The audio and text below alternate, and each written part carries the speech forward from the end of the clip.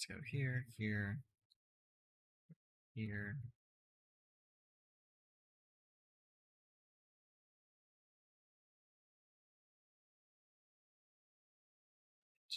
And about do it.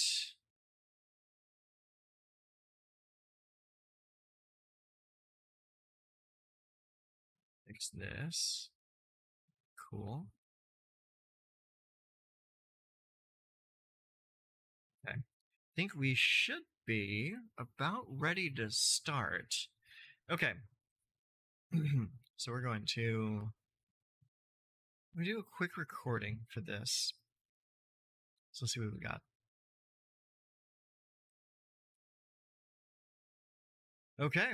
So today we're taking a look at some of the new spoils for Wilds of Eldraine. I'm a little behind schedule on these because this is honestly the first opportunity I've had to sit down and actually do this. So we're just going to go over everything. So since the first, we'll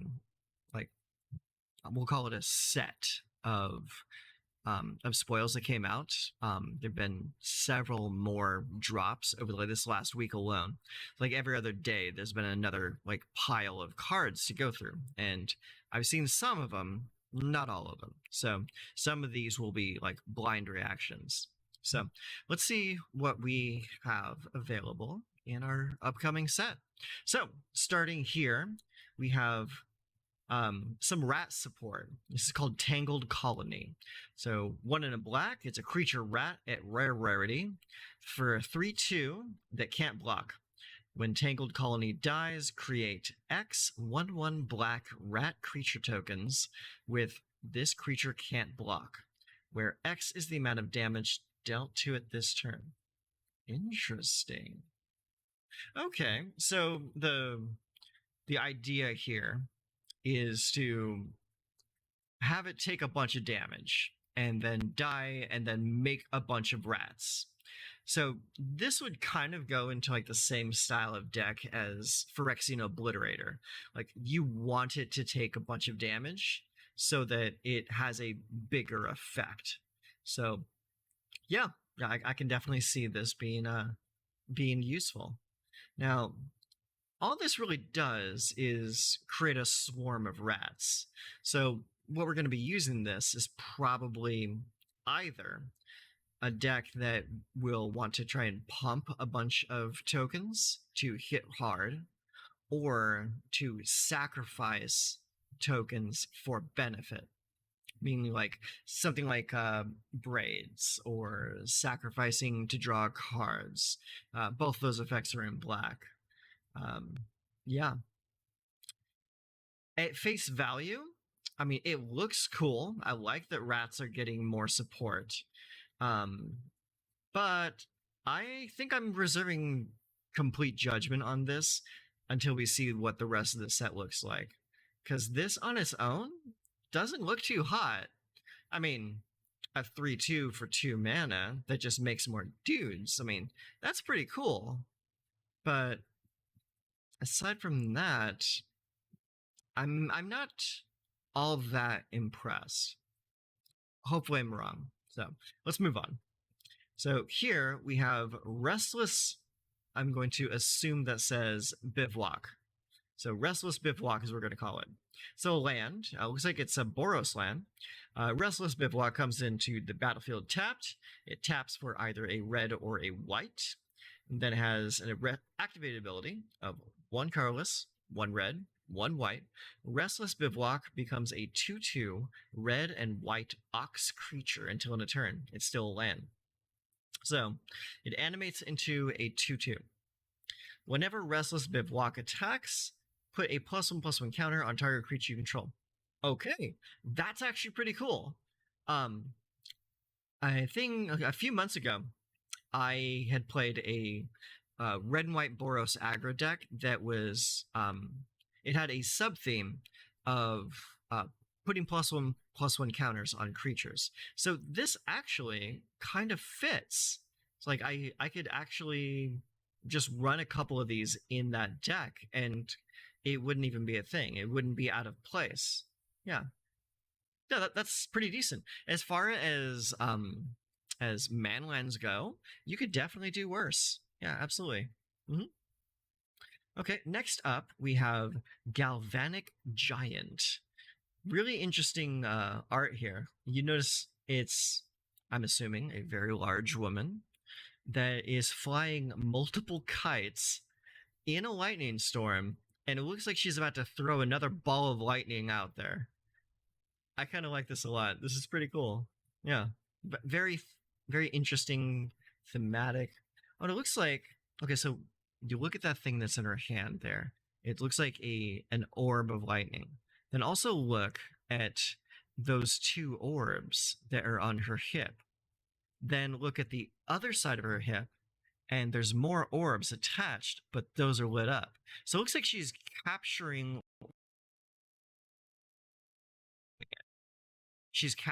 lightning in a bottle and throwing it. That's fantastic. That's great theme. I like that a lot.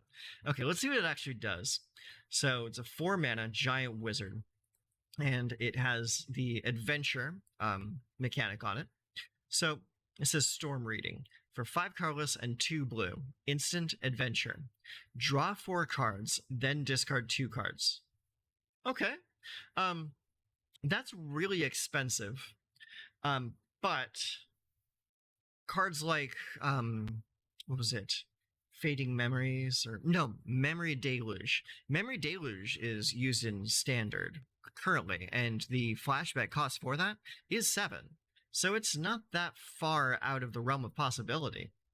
I could see maybe running this as a 2 of in whatever deck you have. And the fact that it's instant makes this so it's kind of playable. I mean, it's dummy expensive, but I can see some people running. Oh, for some reason, my audio was cutting out. So let's take a look at the other side. So it's a 3/3 creature. Whenever you cast a spell with a mana value 5 or greater, tap target creature and opponent controls and put a stun counter. Okay, that's honestly not too shabby. For an uncommon, you'll probably end up using it just for its draw, and then like maybe later on you cast the other side of it just to have a creature that comes out the backside of this. Not that impressive. Cool. I like the theme. The art is amazing, and I do like the Storm Reading part of it. The creature part of it is a little uninspired, but the draw spell, I like that. I like that a lot. All right, let's move on. We have Twisted Sewer Witch. Great name, and great art as well. So I see a lot of rats on this woman, so I'm assuming this plays into the rat theme of the set. So 3 colorless, 2 black, human war. Crazy. Yeah. What is going on with my audio? As I can keep hearing my microphone cutting out a little bit. I'm hoping it's just in my headphones. Anyways, Twisted Sewer Witch, creature human warlock. When Twisted Sewer Witch enters the battlefield, create a 1/1 black rat creature token with this creature can't block. Then, for each rat you control, create a Wicked Roll token attached to that rat. If you control another roll on it, put that one in the graveyard. Enchanted creature gets +1/+1. When this aura is put into a graveyard, each opponent loses 1 life. Okay, so let's dig into this a little bit. So we already saw this up here, the Tangled Colony. So it definitely has a theme of go wide, make a ton of rats, right? Okay, so let's read this again. When enters the battlefield, create a 1/1 black rat creature token with this creature can't block. Then, for each rat you control, create a Wicked Roll attached to it. Okay, now it's starting to make more sense. Okay, so this is an expensive lord, is what this is. So you generate a bunch of rats through whatever means, then you play this, it makes an additional rat, and then it pumps all those rats by 1. And also, that second part of the aura is that each opponent loses 1 life when they die. So that is very interesting. Again, I think this is a little too expensive. It might end up being like a Hail Mary play, or possibly just draft chaff. So we shall see. At, at face value, I'm not too interested in this. I think they could have made a better lord. So let's see what else we got. Here we have the Royal Treatment. 1 green instant. Says target creature you control gains hexproof until end of turn. Create a royal roll token attached to that creature. So that is just this set's version of like Tamiya's protection, or like Gaia's protection, or like any of those um, random of the set green protection spells. I mean, like every set has one of these. Like, what was it from? The most recent one was probably like Tyvar's Stand. Yeah, Tyvar's Stand was probably the best version out of any of these, just because it allowed you to pump the card. But this one is not too bad. I mean, it's only 1 green as opposed to 2 green, as some of these are, and it gives a creature hexproof until end of turn, so it allows you to counter spot removal. Its problem here is it does not give indestructible. It only gives hexproof, so it's a little bit underpowered. However, it does create a royal roll token attached to the creature. It says if you control another roll on it, put that one in the graveyard. Enchanted creature gets +1/+1 and ward 1. So it does give a little bit of a pump.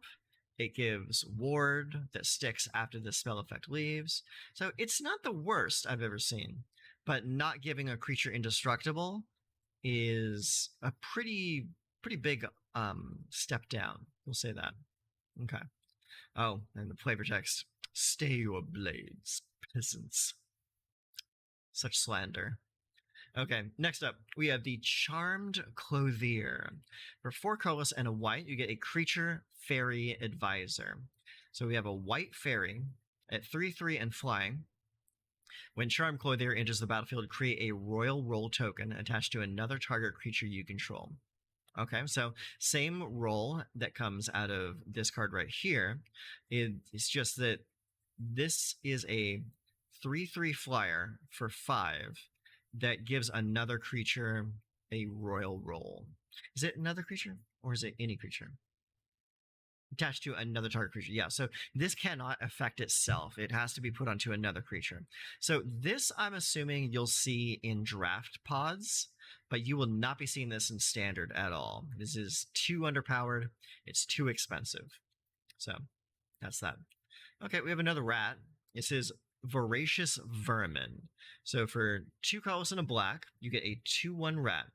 When Voracious Vermin enters the battlefield, create a 1/1 black rat creature token with this creature can't block. Okay, so it comes in as a 2/1 and it brings a buddy. Cool. Whenever another creature you control dies, put a +1/+1 counter on Voracious Vermin. Okay, all right, now we're getting somewhere. This is really cool. I like this a lot. So, because it's only for 3 mana, so you get a total of 3/2 in stats across 2 bodies, right? And whenever another creature you control dies, put a +1/+1 counter on Voracious Vermin. So all you need is a reliable way to sacrifice creatures at no cost. Because if your opponent tries to oh, hang on just a moment. I think we're having issues with our audio.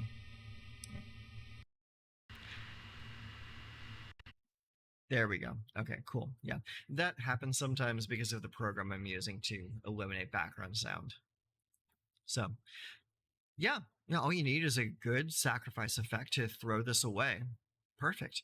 And if your opponent tries to like bolt this card and do some damage to it, you can throw away other creatures to put a +1/+1 counter on this. Because this doesn't just only count rats. It's like any creature. You sacrifice any creature to give this a +1/+1 counter. That, for a common, that's doing a lot for just a common. That's pretty good. I can see this definitely being in draft. like being a whole like rats archetype in draft. I can definitely see that. Um, as far as standard, it may see play. May. It's a big may, depending on how good the other rat support is. But this is really funny. Like I just got done recording a rats video for standard and seeing all this new stuff come out. That's pretty exciting. I like seeing it. All right, let's move on. Okay, next we have in red the Grand Ball Guest. So 1 in a red. Creature, human, peasant. 2/2. Okay, we have a new mechanic here. This is Celebration. Grand Ball Guest gets +1/+1 and is trample as long as 2 or more non-land permanents enter the battlefield under your control this turn. Okay, perfect. We have a great example here. Great example is this guy right here. You need 2 non-land permanents. So that means you're going to be playing this with creatures that make additional creatures, or maybe they make blood tokens, or they make treasure tokens. Just anything that comes in, is a permanent, and creates another permanent is going to trigger Celebration. So you don't necessarily have to expend 2 cards from your hand. Just play a card that makes another card. Perfect. Yeah, so I like this mechanic. I like it a lot. It feels like Alliance from New Capenna, but a little bit better. So let's see what he does. Celebration. Grand Ball Guest gets +1/+1 and trample as long as 2 or more non-land permanents enter the battlefield under control. Okay. And is it just till in a turn? Yes, yes, yes. Okay, so this will not only trigger on the turn that you play this guy, but any other turn. So any turn that you put at least 2 things onto the battlefield, this gets a little bit better for the turn. Not bad. It's I can see this mechanic being really good for better cards. I mean, this is pretty draft chaff if I don't say so myself. So I can definitely see this being played in a draft pod. But standard, I don't know, because there are just better things to play right now. But we'll see. We'll definitely see. Okay. Next up, we have Harried Spear Guard. All right. Great art. It's really showing the rat infestation going on. So we got a whole bunch of rats right here, and this lady's about to get overwhelmed. So it's for 1 red mana, a 1/1. It's a human soldier. So if you're playing a deck that cares about soldiers, you got that. Haste. When Harried Spearguard dies, create a 1/1 black. Oh, that's hilarious. Create a 1/1 black rat creature token with this creature can't block. Oh, that's funny.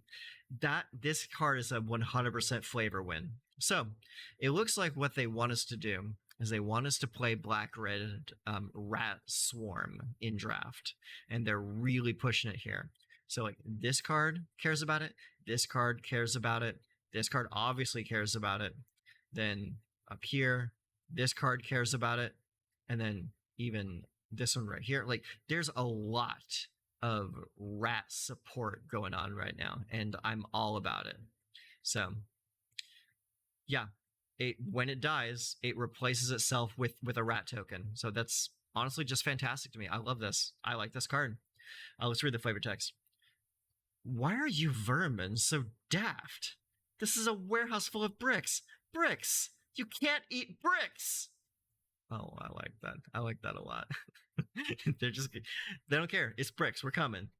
We're coming for your bricks. I love it. Okay, let's move on. All right, here we have Cruel Somniphage. I believe I've seen this one. This was actually one of the first cards that got released, but we'll quickly reread this. So 1 in a black for a star creature. Has adventure. Oh, we're having issues again. We're having more issues today than usual. Take a moment, real quick. This is what this microphone sounds like right now. I'm actually using a program called NVIDIA Broadcast to eliminate much of this. So check this out. And now you can hear me again. No other sounds. The NVIDIA Broadcast it uses some kind of like AI effect tool to eliminate all that extra sound. So I don't have to turn my AC off while I'm doing recordings, which is an absolute godsend. So, anyways, back to the card. So it has Can't Wake Up, Sorcery Adventure for 1 and a blue. Target player mills 4 cards. Okay, not bad. And then on the other side, Cruel Somnophage's power and toughness are each equal to the number of creature cards in all graveyards. So it's a Goyf. Yeah, it's a Goyf. Okay, so it's on one side it mills, and then it comes back as a star Goyf, and it's 1 and a black. And it's equal to the number of creature cards in all graveyards. So all graveyards. So it cares about your graveyard. It cares about your opponent's graveyard. This could be really good in multiplayer.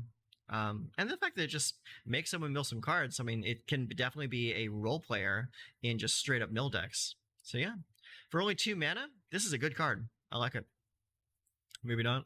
Okay, all right. So now we're just looking at extended arts of the Tangled Colony. Okay, so we saw that. Restless Buvlok looks really good extended.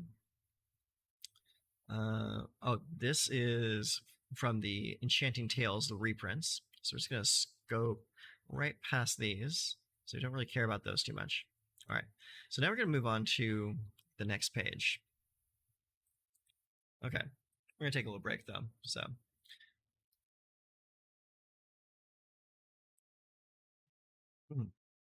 Yeah. So I'm cutting this up bit by bit because I'm going to put out solo videos for each page here. So we're going to move over to the next page.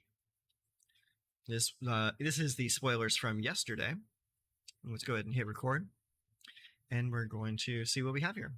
Okay, so Wilds of Eldraine, Wilds of Eldraine spoilers for August 18th. So this is yesterday. So let's see what we have. Okay, let's get rid of that ad. So we have Asinine Antics. I laughed my ass off when I first saw this card. I saw this get sent to my Discord. And the art alone gave me a chuckle. It reminded me so much of Pinocchio, and also the original Willow movie from the 80s. There's a scene in Willow where the evil witch comes out to greet this grand company of soldiers that have amassed and traveled days on days to defeat this evil witch, and she just casts this mass polymorph spell and turns everyone into pigs. And this art, it just reminds me so much of that.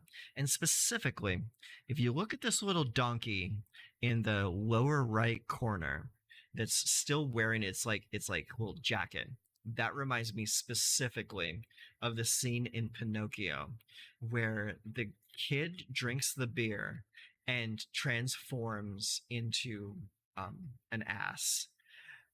And it's just so evocative. It's like this art alone is just, it tells you so much. It tells you, one, this fairy is naughty. This is a bad fairy. It's an evil fairy. It's like typically in fantasy stories, fairies are they're kind. They're like well bringers. They're the good guys. I'm not seeing this here. I'm seeing malice. It's like specifically, you look at her face. She has no emotion. She has no care about who these people were. All she cares is that they stop annoying her. And so she's turning them all into donkeys so they can't follow her anymore. I like it. I like it a lot. Okay, enough rambling about the art. Let's actually see what this card does. So, for 2 colorless and 2 blue, you get a sorcery. This is a mythic rare, by the way. You may cast Asinine Antics as though it had flash if you pay 2 more to cast it. So, you can pay 4 to cast it as a sorcery, or 6 to cast it as an instant. So, fantastic. For each creature your opponents control, create a Cursed Roll token attached to that creature. If you control another roll on it, put that one into the graveyard. Enchanted creature is 1/1. So this basically polymorphs. Every creature your opponents control. This is not global. This does not have parity. This is just for your opponents. You shrink your entire opponent's board into 1/1s. So that's a powerful effect. You, especially if you're playing this in something like red blue, for example. You transform your opponent's entire board into 1/1s, and then you play that red card. I think it's like End the Festivities. It's just a single red, and it deals 1 damage to every creature on the board. So, boom, that's a board wipe right there out of blue red. So yeah, not too shabby, not too shabby. Or if you're just playing mono blue and you need an extra couple current turns to get the win, and your opponent's getting a little too crazy with the Kool-Aid, you just make everything a 1/1. No big deal. It's done. Game over. Yeah. Solid card. Love it. Love the art especially. Okay, moving on. Archon of the Wild Rose. Okay. I just need to take a moment here. The art in this set is top tier. I mean, look at this. It's like an elk spirit with like a Pegasus wings, as a spectral rider with a pike. It's wearing a garland of roses around its neck. This is just gorgeous art. I would have this framed on my wall behind me right here. I mean, this is gorgeous. I mean, just look at it. I mean, the art alone makes me want this card. Anyways, let's go to the card. 2 colorless, 2 white. Creature, Archon, 4/4, flying. Other creatures you control that are enchanted by auras you control have base power and toughness 4/4 and have flying. Okay, here's a question. Is a roll an aura? If a roll counts as an aura, this could be really, really strong. But if it's just a token that's attached to it, then completely ignore that. So I'm going to need some rules clarity on these roll tokens. If they're just tokens, like I think they are, then completely ignore that. So this is going to be a card that needs a build around to have a whole bunch of auras on the. Yeah. So if you can build a deck around this and around, say, what is her name? It's the knight from Dominaria. I can't remember her name, but she's very focused on auras and equipment. So like it could be a pretty decent build around. Danitha, that's her name. Danitha. Yeah. If you build around this, around Danitha, around other things that care about auras, this could be decent. Because this basically makes creatures you've enchanted into angels. I mean, pretty good. Pretty good. Yeah. I can definitely see someone trying to do a build around of this. Yeah. Will it be meta? Probably not. But it looks good. I like it. Okay, what else we have? We have Spiteful Hexmage. So this is for a single black. It is a 3/2. When Spiteful Hexmage enters the battlefield, create a cursed roll token attached to another creature you control. If you control another roll on it, put that one in the graveyard. Enchanted creature is 1/1. So this basically, for 1 mana, curses another creature you control. So what this is really going to be played for is as a 1 mana 3/2. Because if you play this turn 1, it's just going to turn itself into a 1/1 creature, which is not good. You don't want that.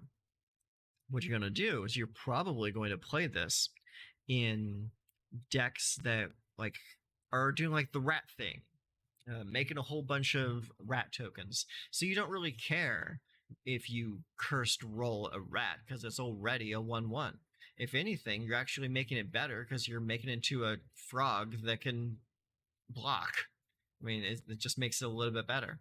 So yeah, Spiteful Hexmage can definitely go into the rat deck.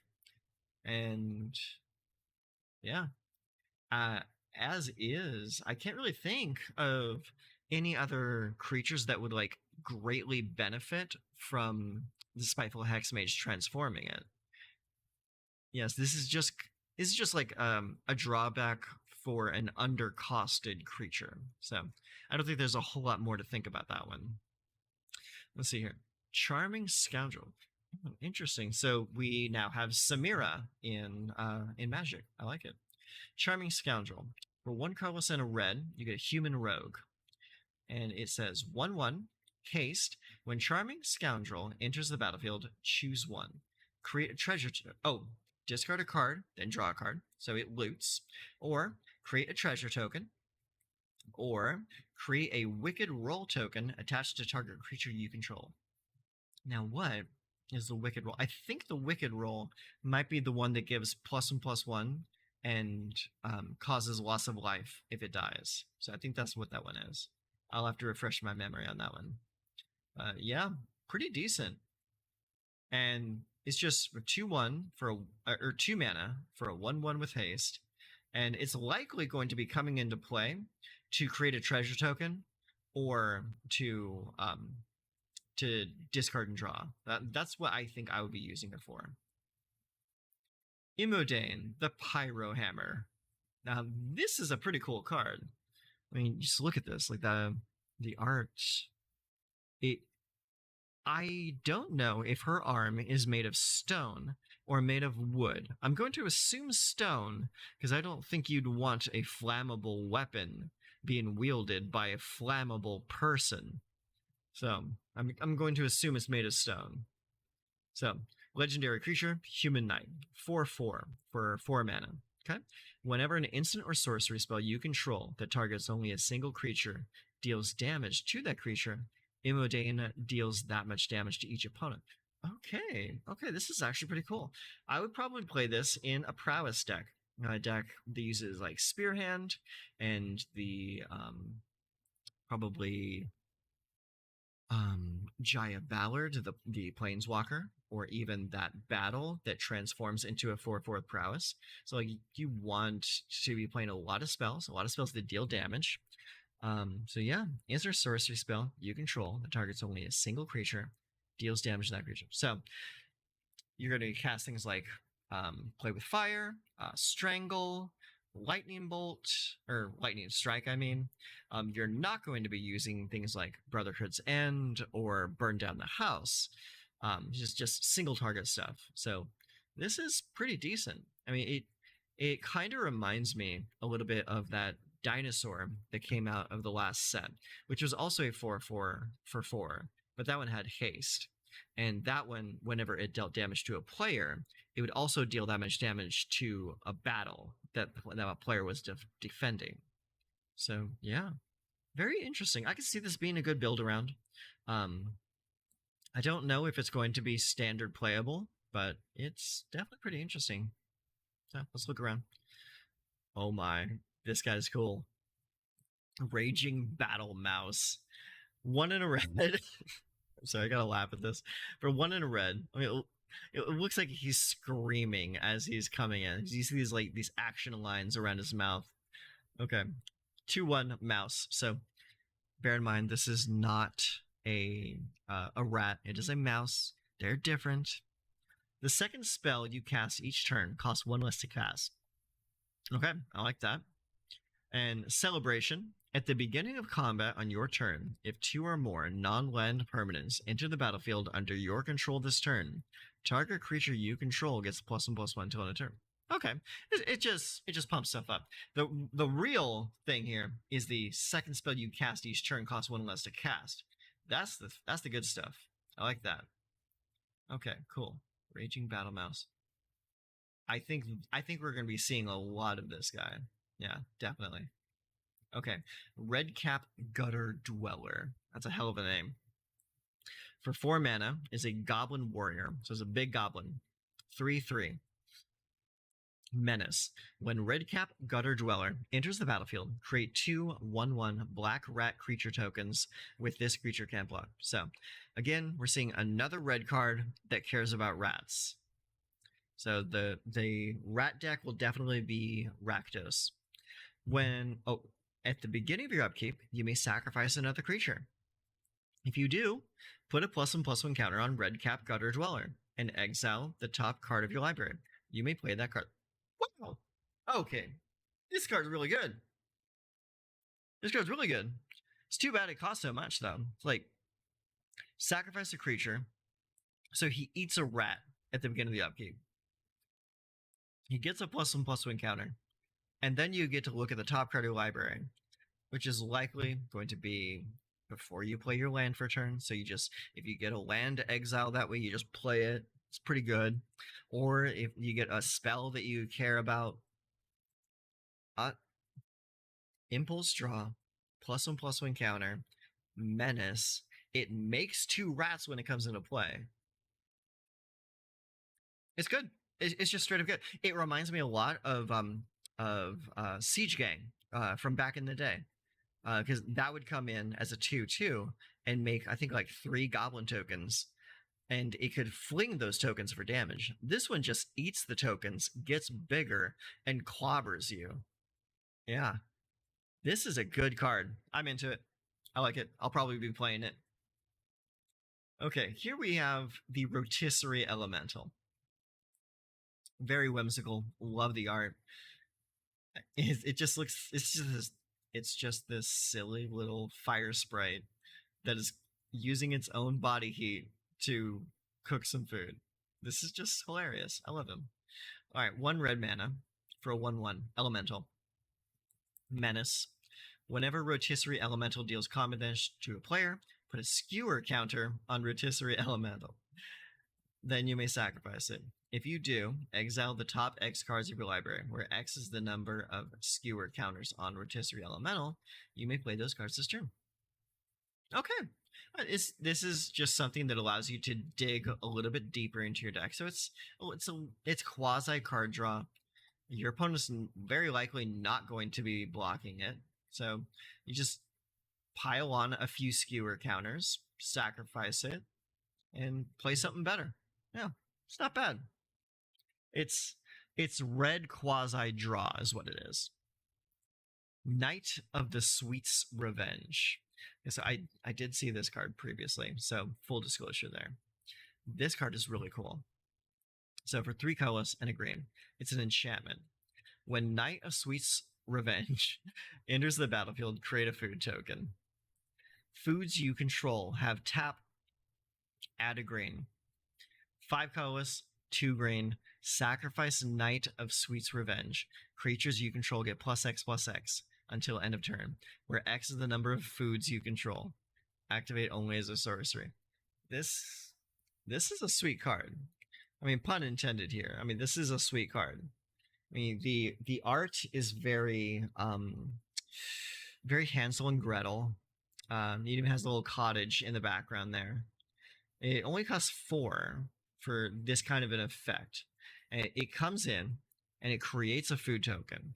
So this alone is going to trigger Celebration, because the card is an enchantment. That's a permanent. It creates a food token. That's another permanent. So Celebration is triggered right there. Don't have to cast any more spells. But the real strength of this is foods you control have tap, add a grain. I mean, by this time, if you build your deck right, you probably have at least 2 foods on the table before you even cast this. And so, like, that's just 3 more mana that you can just use immediately. Because they're not creatures, so they don't have summoning sickness.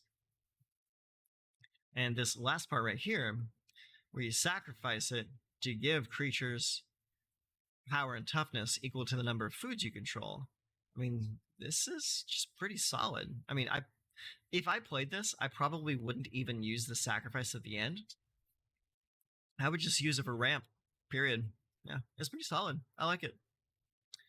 All right, Hilda's Crown of Winter. So for 3 mana, you have a legendary artifact. Beautiful art on that too. So it's a rare. 1 and tap target creature. This ability costs 1 less to activate during your turns. Okay, so it's either you pay 1, tap it to tap something, or you get to do it for free on your turn. So that right there, it makes it a strictly better Icy Manipulator. And I think that's what they're going for here, because they're calling it the Crown of Winter. So it's an Icy Manipulator, is what it is. Then we have secondary ability 3, sacrifice Hilda's Crown of Winter. Draw a card for each tapped creature your opponents controls. Beg your pardon? Your opponent just taps out to attack you. You sacrifice this, and you draw a card for all of them. It's like, if your opponent attacks you with 5 creatures, that's a draw 5. This card is nuts. Yeah, this card is straight up bonkers. I love it. I'm going to be playing 4 of it. Yeah, that's nothing more to say. Nothing more to see here. It's just good. Discerning Financier. So for 3 mana, you have a Human Noble. For a 2/3 on the power and toughness scale, you got an uncommon in the rarity. At the beginning of your upkeep, if an opponent controls more lands than you, create a treasure token. Okay, so it's kind of like land tax a little bit. Then 2 and a white, choose another player. That player gains control of target treasure you control, and you draw a card. So he not only generates a ton of treasure tokens for you, but you can also give those tokens to your opponent to draw a card. That's pretty slick. That's really good. Okay, so I'm looking at this again because this effect here showing white card draw, something that you don't normally see. So I just wanted to notice this over here. Everything here is colorless. Any deck can play this, including white, a deck that usually does not have access to good card draw, unless you add in blue. There are no mana symbols in this. It's all generic. Your opponent just attacks you with everything, and you survive the attack. You just draw a shit ton of cards on your next turn. And, oh my god. This does not say sorcery speed. You can just do it anytime. Even like when your opponent attacks you, you just pop it and draw a bunch of cards and potentially draw the answers you need to deal with this attack. This card is busted. Absolutely busted. Yeah. I love it. I love this card. Discerning Financier, pretty decent too in his own right. But this card, seek this card out immediately. This is going to be a player. Okay, moving on. We have Dutiful Griffin. For 3 colorless and 2 white, you have a Griffin at 4/4, flying. 2 colorless and a white. Sacrifice 2 enchantments. Return Dutiful Griffin from your graveyard to your hand. Okay, so it's pretty draft chaff, honestly. I mean, it's not that great. You're sacrificing quite a lot to get the effect off. But I can definitely see some decks utilizing this pretty well, especially if we get cards like, say, Femaref Enchantress, a card that says draw a card when an enchantment goes to the graveyard. It's like, that could be pretty good. Yeah.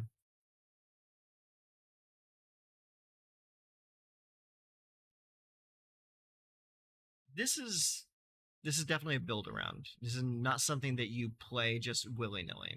So good art though. Really good art. I love that. I like how the Griffin is kind of like looking up to the handler. Like kind of like your dog will look up to you for approval. I like that. It's very nice. Okay. Oh, it's got flavor text. Let's see. She stayed by her master's side, leaving only to hunt. She would guard him until he woke, however long it took. Ooh, yeah. Okay, that explains all of these wispy lines right here. He's asleep because of that sleep spell that was cast when Phyrexia tried to invade this realm. Okay, that makes more sense now. That makes a lot of sense. And also kind of sad. Beautiful kind of sadness, though. Okay. Oh, and speaking of, here we are, more of that purple mist. Eerie Interference. 2 and a white, instant. Prevent all damage that would be dealt by creatures to you and creatures you control this turn. All right. This is it. This is what I was looking for. Eerie Interference. This is literally a fog effect in white. You play it. The turn your opponent decides to go all out on you with Hilda's Crown. And then you pop Hilda's Crown to draw a bunch of cards. There you go. There's the combo right there. You just draw a bunch of cards to find what you need to win the game. We're gonna be seeing this quite a lot, definitely. Yeah, prevent all damage that be dealt by creatures to you and creatures you control this turn. So it's not going to stop direct damage. It's going to stop creature combat. Okay, that makes sense. The ranks of sleeping knights of Ardenvale filled Ariette's throne room, ready to defend their witch queen with a blind devotion. Next up, we have the Shrouded Shepherd. Ooh, I like that. I like the elk horns. Has like the huntsman's axe. I like this. That art is really nice. Okay, for 1 and a white, it is a 2/2 creature. It has an adventure and a black adventure. And it says, Cleave Shadows. Creatures your opponents control get -1/-1 until end of turn. Okay, it's not bad. Be better if it said -2/-2, but what can you expect? When Shrouded Shepherd enters the battlefield, target creature you control gets yawn. Gets +2/+2 until end of turn. Okay, not bad. Yeah, it's here's the battle. Okay, yeah, so it can give it to itself, but you're going to want to give it to someone else. Yeah. All right, let's move on. Chancellor of Tales. Another of these evil-looking fairies. Very beautiful art on this, though. It reminds me of Ardenweal from World of Warcraft Shadowlands. Yeah. Yeah, it looks very similar to like the Queen of Winter. So, anyways, back on track. 3 colorless and a blue. Fairy Advisor, 2/3, flying. Whenever you cast an adventure spell, you may copy it. You may choose new targets for the copy. Oh, okay. So it's yeah. So it's just you find an adventure that looks good and boom, you just copy it. So we're gonna have to find some adventure spells that have like really good effects. This, if the game goes on long enough, you could use this with that giant that has the draw 4 adventure on it. Could be good. Could be good. So the knight stabbed the troll. The troll threw the knight off the bridge, and they both forgot about the sword. Heat of the moment kind of thing. I can see that. Spellcasting Torrent. Okay, so next up we have 3 colorless and a blue. Spellcasting Torrent. Creature Elemental Wizard. Okay, so we have a Water Wizard. 2/4. Whenever you cast an instant or sorcery spell, create a sorcerer role token attached to up to 1 other target creature you control. Okay, so let's see what this does. If you control another role in that creature, put the one in the graveyard. Enchanted creature gets +1/+1 and has, whenever this creature attacks, scry 1. That's pretty cool. That is pretty cool. I wonder if the like wizard role would give the creature the creature type of sorcerer or wizard. That's interesting. It probably won't. I'm probably reading too deep into this, but it would be pretty cool because then you could play a card like this in like a D&D party style deck, and that could actually do some work for you. Yeah. Threadbind Click. So it's another fairy card. 3 colorless and a blue. And it is a 3/3 with just flying. No big deal. And there you have the adventure here of Rip the Seams. 2 and a white. Instant adventure. Destroy target trap creature. Oh! That's actually pretty good. Yeah. Like on one side, it's just removal, and on the back side, it just becomes a 3/3 creature. Yeah. I like this. This is actually pretty decent. Yeah, I'm not upset by this at all. Let's move on. Wow, look at that art. I'm assuming that's another one of the fairies based off of like the bramble crown that it's wearing. Ego Drain, 1 black. Sorcery. Target opponent reveals their hand. You choose a non-land card from it. That player discards that card. If you don't control a fairy, exile a card. Okay, yeah, it's fairy support. Target opponent reveals their hand. You choose a non-land card from it. That player discards a card. If you don't control a fairy, okay. It's a new take on Thoughtseize. Yeah. So you'll likely not play this turn 1 unless you have something in your hand that you want to pitch for it. And you'll more likely play this on, say, like turn 3 or turn 4 after your opponents whittle their hand down a little bit and you have the actual fairies on the table to make it so you don't lose the card. Yeah.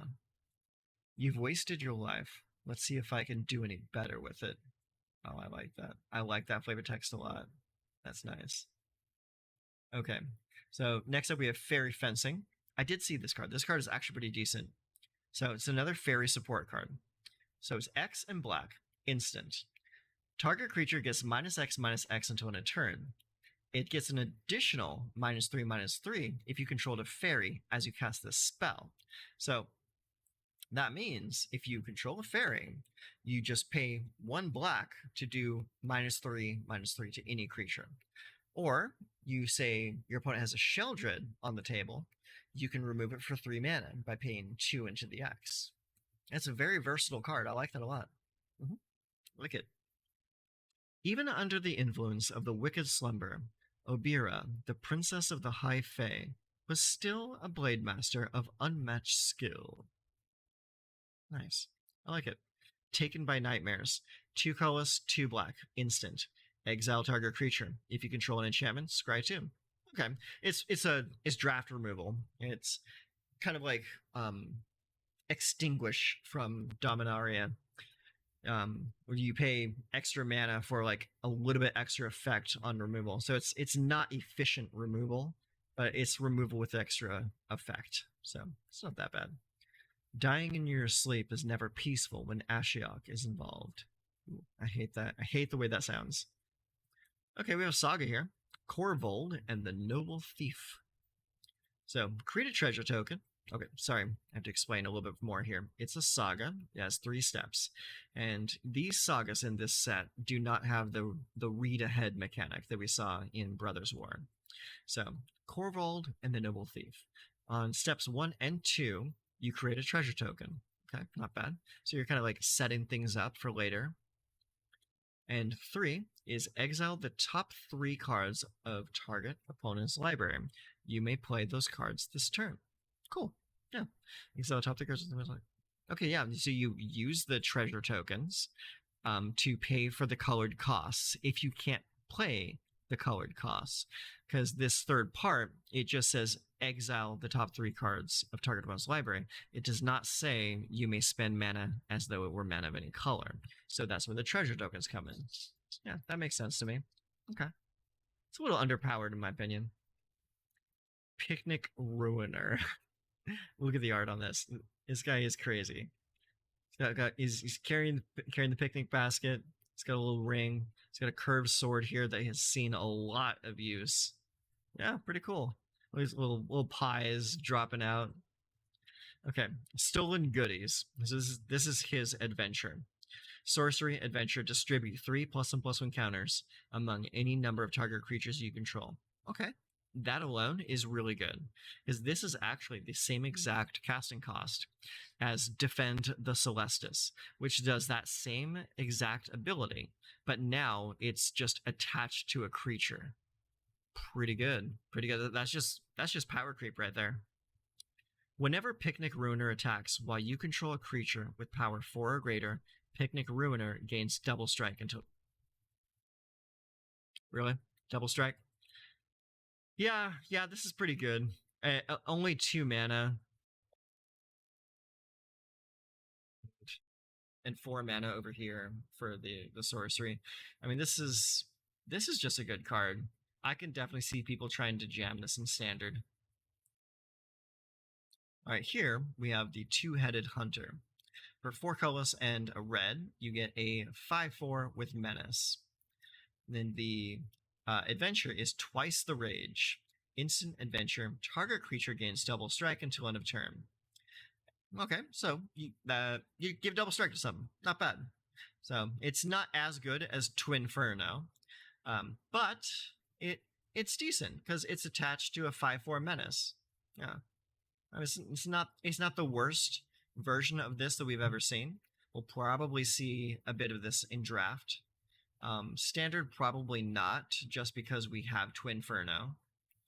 But yeah, I do like the flavor text though. I point, you club. I like that a lot.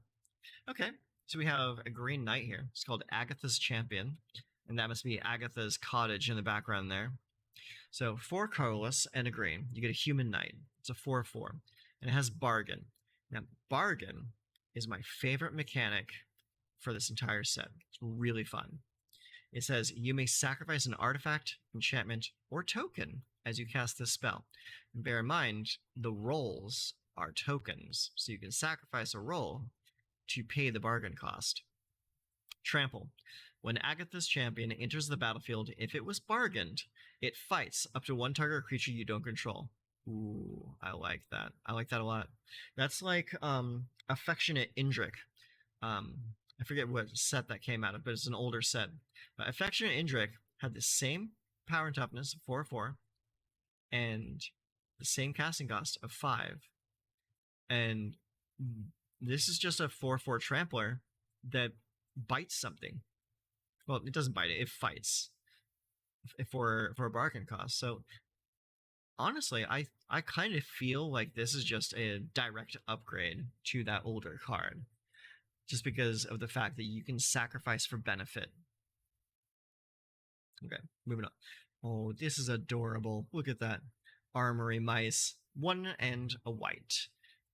It's a 3/1 with Celebration. So I'm assuming Celebration is going to be most well used in probably Naya or maybe Mardu. Those will be the colors you're going to be want with Celebration.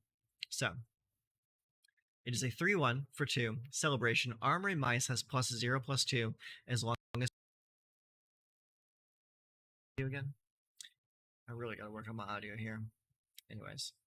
Celebration. Armory Mice has +0/+2 as long as 2 or more non-land permanents enter the battlefield under your control this turn. Yeah, cool. It's a draft card. It's draft. It's a really cute draft card though. I'm gonna look at those little guys.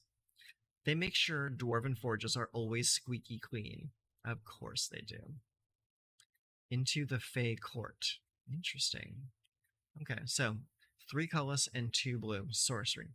Draw 3 cards. Create a 1/1 blue fairy creature token with flying, and this creature can block only creatures with flying. Okay. So this is a solid draw spell with upside. It's 5 mana, which is usually the amount of test. Hello? There we go. Yeah, it's the usual amount of mana that you pay to draw 3 cards. It just has the added benefit of giving you a fairy. Yeah. It would be a lot better if it was instant speed, but it's not. Anyways, Kellen stepped from his village into a strange world where trees bore jeweled fruit. A regal, inhuman voice rang in his ears. Tell me, brave hero, are you true of heart? Hopeless Nightmare. 1 black mana, enchantment. When Hopeless Nightmare enters the battlefield, each opponent discards a card and loses 2 life. When Hopeless Nightmare is put into a graveyard from the battlefield, scry 2. Okay. And then you have the ability of 2 and a black, sacrifice Hopeless Nightmare. I like this card's design a lot. I mean, not just the art. The art is gorgeous. I mean, look at that. But for only 1 black mana, you force your opponent to discard. Of course, the discard is their choice, but it's right from turn one. In some cases, this can be better than duress, because a lot of the times a turn one duress can whiff and not get the card you want. But they also lose 2 life in the process. And then you can sacrifice it later when you don't need it anymore to scry for 2. I mean, and you go a little bit further back into Kamigawa Neon Dynasty, there's a lot of enchantment-based synergies. So, like, you can really do a lot with this card for only 1 mana. This is pretty solid, honestly. Yeah, not bad. I would probably put this on par, if not better, than Okiba Reckoner Raid. I mean, it fits into a different style of deck than Okiba Reckoner Raid. It's really solid. I like it a lot. All right, Cut In for 3 colorless and a red. Sorcery. Cut In deals 4 damage to target creature. Create a Young Hero role token attached to up to 1 target creature you control. Let's see. If you control another role on it, put that one to the graveyard. Enchanted creature. Okay. Now, this kind of answers a question for me. I was asking earlier if these tokens are tokens or if they are auras. Because if they are auras, then then you have a lot of extra synergies involved there, things you can build around. But this says enchanted creature has, so that tells me it's enchanted. So does that mean that these tokens are auras and enchantments and tokens? Yeah, are they all 3? I think they may. Yeah. Anyways, back to the card. Whenever this creature attacks, if its toughness is 3 or less, put a +1/+1 counter on it. Not bad. Yeah. So it can grow to a certain level, and then it stops growing. So it's not bad. It's a pretty decent roll. Pretty decent. I like it. Flick a coin. 2 colors and a red. Instant. Flick a coin. Deals 1 damage to any target. You create a treasure token. All right, cool. Not bad. Yeah. Make damage, make a token, draw a card. It does a little bit of everything for 3 mana. So, not too bad. It's going to be a little disappointing when you top deck this and it doesn't do 2 damage or 3 damage. But it's a decent setup card because it gives you a treasure token and the card replaces itself and it's instant speed, so you can do it at end of turn. Yeah. Pick off a little guy, maybe do a little bit of face damage. It's not bad. Okay, let's keep going. Brave the Wilds. Ooh, I like this. Yeah, I saw this one earlier. This is a really good card. So, Brave the Wilds. 1 green mana, sorcery. Bargain. You may sacrifice an artifact, enchantment, or token as you cast the spell. If the spell is bargained, target land you control becomes a 3/3 elemental creature with haste, and it's still a land. Search your library for a basic land card, reveal it, put it into your hand, then shuffle. So yeah, this is a great card. It's kind of like Bushwhack, but a little bit different. So it gets you a basic land. It goes into your hand. It does not go into play.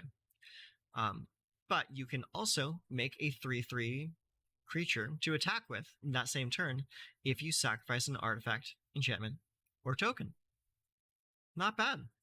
Yeah, it's not bad at all. Got some Red Riding Hood vibes here too. Got these naughty boys back here. Yeah, looks pretty good. I like it. Okay. Then we have Bramble Familiar. Very cool art here. It's kind of like creating the silhouette of like a raccoon. So 1 in a green, and it has an adventure called Fetch Quest. Hilarious. 5 colors, 2 green, mill 7 cards. Then put a creature, enchantment, or land card from among the milled cards onto the battlefield. Okay, not bad. We've seen effects like that in the past. Nothing to really write home about. Its other side, for only 2 mana, is a 2/2 that taps to add a green. You can tap 1 and a green, tap, discard a card, return Bramble Familiar to its owner's hand. Okay, yeah. So you discard something that maybe you want to reanimate or something like that. It goes back to your hand, and then you use fetch quest later on if you want to. Yeah, it's not bad. Okay, here's the extended art of Asinine Antics. Still love this card. Here's Werefox Bodyguard. This is pretty cool. So for 1 and 2 white, it's a 2/2 with flash. When Werefox Bodyguard enters the battlefield, exile up to one other one other target non-fox creature until Werefox Bodyguard leaves the battlefield. So if you and your opponent are both playing this, you can't eat up the other bodyguard, which kind of sucks. Then it has 1 and a white, sacrifice, you gain 2 life. Yeah, so pardon me. Yeah. Yeah, so if you know it's gonna die, you can sacrifice it for benefit. Yeah, it's not bad. The art's amazing on this though. You look at that. So fucking cool.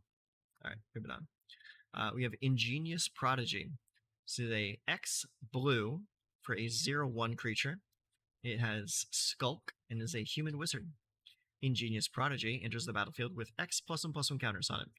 At the beginning of your upkeep, if Ingenious Prodigy has 1 or more +1/+1 counters on it, you may remove a +1/+1 counter from it. If you do, draw a card.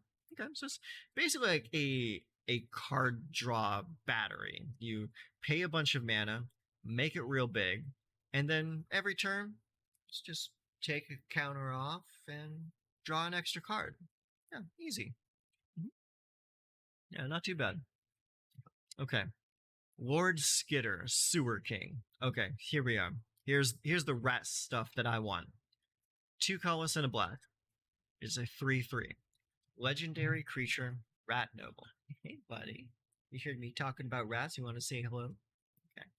So, whenever another rat enters the battlefield under your control, so that's rats or rat tokens, exile up to 1 target card from an opponent's graveyard. Okay, so he eats the opponent's graveyard. That's pretty cool. And at the beginning of combat on your turn, create a 1/1 black rat creature token with this creature can't block. Ooh, I like him a lot. Yeah. So not during upkeep, at the beginning of the combat phase, it just makes another rat. And that rat comes in and triggers the Rat King's ability to eat your opponent's garbage. It's pretty slick. I like that a lot. And it's a 3/3 for 3 mana. It's the same cost as Karamonics. So this style of deck is very likely going to be like a massive swarm style deck. A deck that you probably also want to run a couple copies of Karamonics in, because Karamonics is going to give all these rats Toxic 1. So yeah. I like how this is shaping up. It's pretty nice. Yeah. And not to mention all the other rats, all the ninjutsu rats, all the other guys that have like comes into play effects. Like this is solid. I'm gonna have to craft a few of these when they come out. Good card. Okay. All right. There's a Spiteful Hexmage again. We already saw that. Imodane, Red Cap. Or Restless Spire. This is something we haven't talked about yet. This is another of those manlands. Restless Spire enters the battlefield tapped. Add a blue or a red, so it's for Izzet colors. And its activation is only 2. It's pretty nice. So for a blue and a red, until end of turn, Restless Spire becomes a 2/1 blue and red elemental creature with, as long as it's your turn, this creature has first strike and still land. So if you can animate it to be an attacker or a blocker, but you're going to want to use it on the attack. Because not only does it get first strike, but also whenever Restless Spire attacks, scry 1. Pretty good. So it's a land that scries for you. It's a land that has first strike. It's a land that is efficient, well costed. I can see this seeing a lot of play. So yeah. Look forward to seeing this guy. Really dope art on that too. Look at that. Like on the blue side, you got like the kind of like a catfish serpent. The red side is like this molten dragon. It's just really cool. I love it. Anyways, moving on. Okay, here's the Enchanting Tales reprints. So we got Omniscience. Some very beautiful art there. Okay.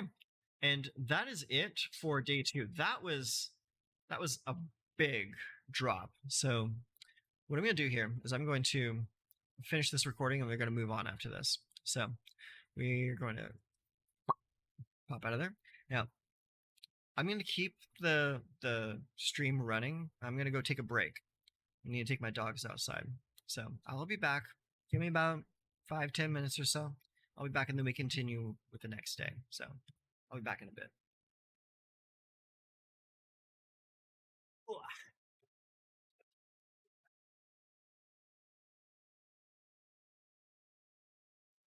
right, boys, who wants to go outside? Is that everybody? Nope. On the side?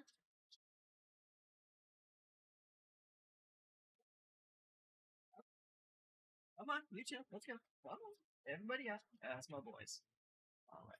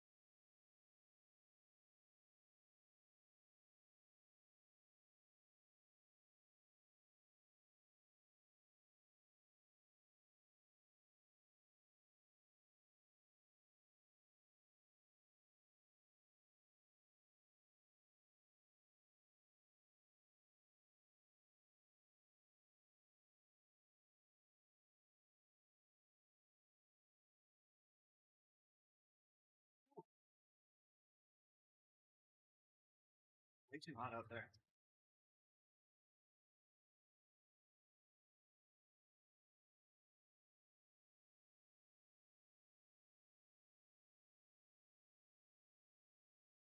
Hey, little buddy. All right, hop down. Oh, okay.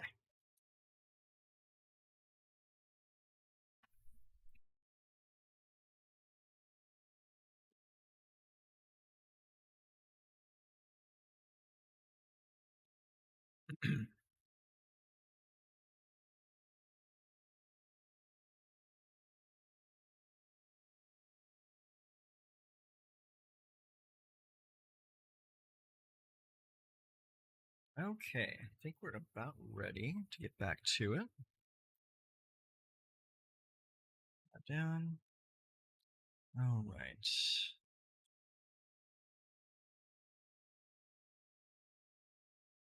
Yeah, there we go. Okay.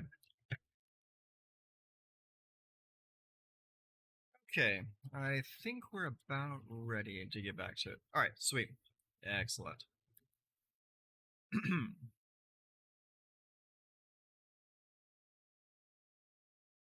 Okay, so let's go ahead and hit record for the next section. Okay, all right, I think this will do it. Okay, so next section of the spoilers here, we're looking at what was revealed on August 17th, so 2 days ago. So let's see here. We have first off the virtue of persistence. Okay, so this is a 7 mana enchantment. At the beginning of your upkeep, put target creature card from a graveyard, that's any graveyard, onto the battlefield under your control. That's pretty strong. So that's very much like Portal to Phyrexia, just 2 mana less, and it doesn't have that first part where you make your opponent sacrifice their creatures. Okay, so there's that, which is pretty cool. Then the first part is the adventure. For 1 and a black, it's a sorcery. It's called Lockthwain's Scorn. Target creature gets -3/-3 until end of turn. You gain 2 life. Okay, yeah.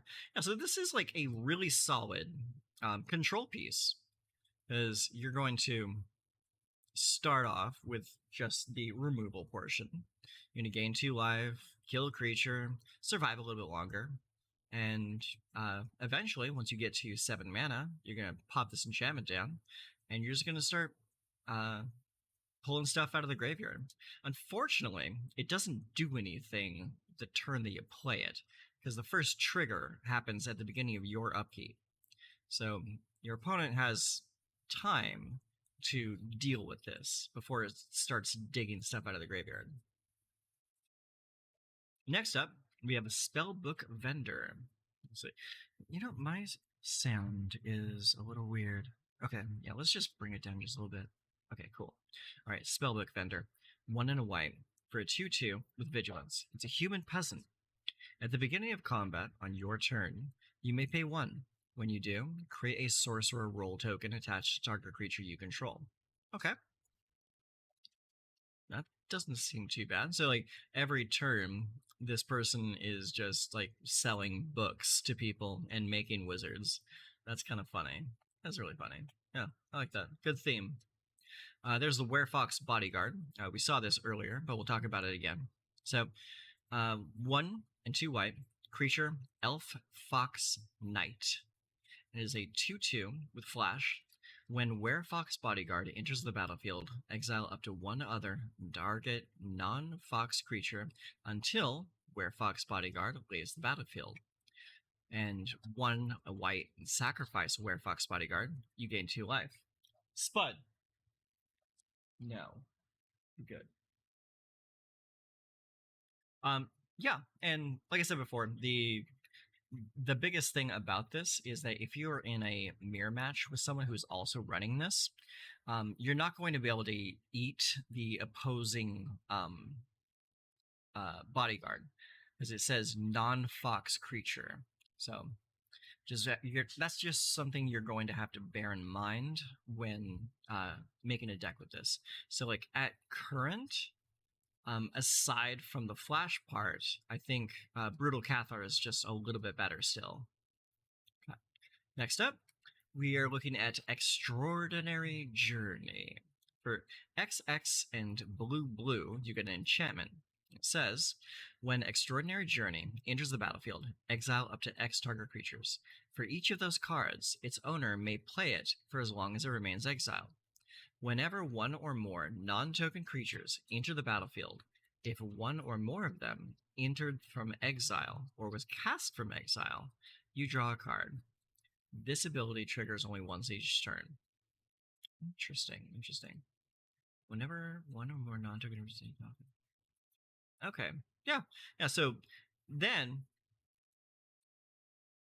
here's the thing: is like this triggers not only off of the cards that you exiled with this card. It'll trigger off of, let's say, like you're playing some older stuff. You're playing, say, what is it? The Foretell cards.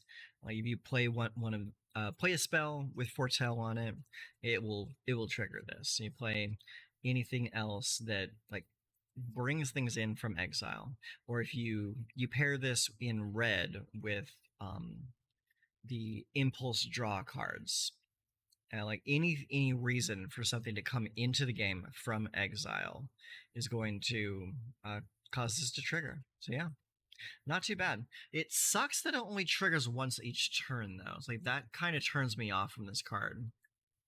But yeah, it's not bad. The first part is probably like the best part of it, just exiling like a whole bunch of stuff from your opponent. Ingenious Prodigy. We talked about that one already. We didn't really talk about that one too much. Talian's Messenger. Okay, here we go. So Talian's Messenger, 2 colors and a blue. It's a creature fairy noble. 1/3 flying. Whenever you attack with one or more fairies, draw a card, then discard a card.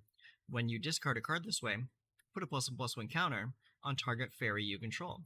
So it's kind of like Ledger Shredder from New Capenna. I think I like Ledger Shredder just a little bit more, mostly just because Ledger Shredder costs 2 instead of 3, and will just start conniving for you immediately. So yeah, I think I like that a little bit more. This definitely does have its space though. It's like I think a slightly different deck is going to care about Talian's Messenger. So yeah, it's not bad. It's not bad. Bramble Familiar. We talked about this one already as well, but real quick recap. For 5 and 2 greens, Sorcery Adventure, mill 7 cards, then put a creature, enchantment, or a land card from among the milled cards onto the battlefield. Pretty easy. And then on the other side, it's a 2/2. It taps for a green. 1 green, tap, discard a card, return Bramble Familiar to its owner's hand. So then you can do the fetch quest again. So it's not that bad. The fetch quest is really expensive, so it's not something you're going to be playing until the late game. But yeah, decent. Lord Skitter, the Sewer King. We talked about this one earlier as well. And this one is really the one that's going to make rats shine. Karamonix was a card that people tried to build around, myself included, and it just didn't really work that well. And I think it's mostly because we didn't have the swarm feature that this set is bringing in. So like, just read this for a second. For 3 mana, it's a 3/3 legendary creature, Rat Noble. That type line is just hilarious to me. Rat Noble is amazing. Whenever another rat enters the battlefield under your control, exile up to 1 target card from an opponent's graveyard. At the beginning of combat on your turn, create a 1/1 black rat creature token with this creature can't block. And that's the big difference there. Karamonix gave all your rats toxic and drew more rats off the top of your library. This one just starts spitting them out, eating your opponent's graveyard, and giving you more rats to give toxic to. So it's really, really good. It's like for the same casting cost as Karamonix, and for a different not necessarily better effect, but a different effect that pairs well with Caramonics. I think we have the makings of a solid rat deck here. All right, next we have the Likeness Looter. Really cool looking card. So in black and blue, Dimir, we have a 1/1 Fairy Shapeshifter. It has flying. It has tap, draw a card, then discard a card. So that means it's a looter. And then X, Likeness Looter, becomes a copy of target creature card in your graveyard with mana value X, except it has flying and this ability. Activate only as a sorcery. Really, really strong. You start throwing creatures into the graveyard. You copy it. Maybe you want this to be a Glissa, or maybe you want it to be a Sheldred, or maybe you want it to be like a dragon. It's like whatever powerful, strong thing is in your graveyard, you can make this a copy of. Only problem is, unlike in reanimation strategies, you need a lot of mana to make it copy something. So I think this card has its space, but we need to find out what that space is. I think this is going to go well in mill strategies. You're probably going to put this in the same deck that you put that blue-black battle card in. The one that mills cards off the top, and then on the backside becomes a copy of a creature in your graveyard. Yeah, I definitely think those two share a common enough theme. Yeah. Okay, so here we have the Apprentice's Folly. So for 2 colorless, a blue and a red, you have choose target non-creature. Oh, it's a saga. And on the first 2 pages of the saga, it's choose target non-token creature you control that doesn't have the same name as a token you control. If a token that's a copy of it, or create a token that's a copy of it, except it isn't legendary, is a reflection in addition to its other types, and has haste. And then on the 3rd page, you sacrifice all reflections you control. So it makes a couple really strong token creatures with haste the turn that you play it and the next turn. But you have to get your use out of them within those 2 turns, because then they go away. So I can see this specifically going into a Grixis mill deck or a Grixis legendary deck. So you play them, you get the tokens, you get your use out of them, and then you sacrifice them for benefit using stuff in black. Like sacrifice them for card draw, or sacrifice them to braids, or anything like that. Yeah. So it's decent. It's pretty decent. Okay, here we have The Princess Takes Flight. 2 colorless and a white for another saga. Part 1, exile up to 1 target creature. Part 2, target creature you control gets +2/+2 and gains flying until end of turn. In part 3, return the exiled card to the battlefield under its owner's control. Okay, so you're getting something out of the way for a couple turns. That's it. So it's not really great removal. I would probably end up using this as like a blink effect on my own stuff, like exile a prototype creature or something that has a strong comes into play effect. Like, I would not use this as an arrest. The part 2, giving +2/+2 and flying, is not too bad. Yeah. For an uncommon, this is pretty decent. I mean, it's not terrible. You'll definitely see this in draft pods. Some decks might actually try and build this, but I probably won't be one of them. Yeah, not bad. Okay, here we have Bitter Chill. 1 and a blue. It's an enchantment aura. Enchant creature. When Bitter Chill enters the battlefield, tap enchanted creature. Enchanted creature doesn't untap during its controller's untap step. When Bitter Chill is put into a graveyard from the battlefield, you may pay 1. If you do, scry 1, then draw a card. This is just a really good tap down enchantment. It's really strong. Yeah. It's 1 less than a typical effect like this.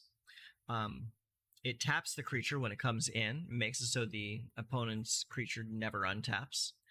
And yeah, and if you have mana open when this card goes away, then you're pretty solid. You get to have the added effect. Not bad. I like it.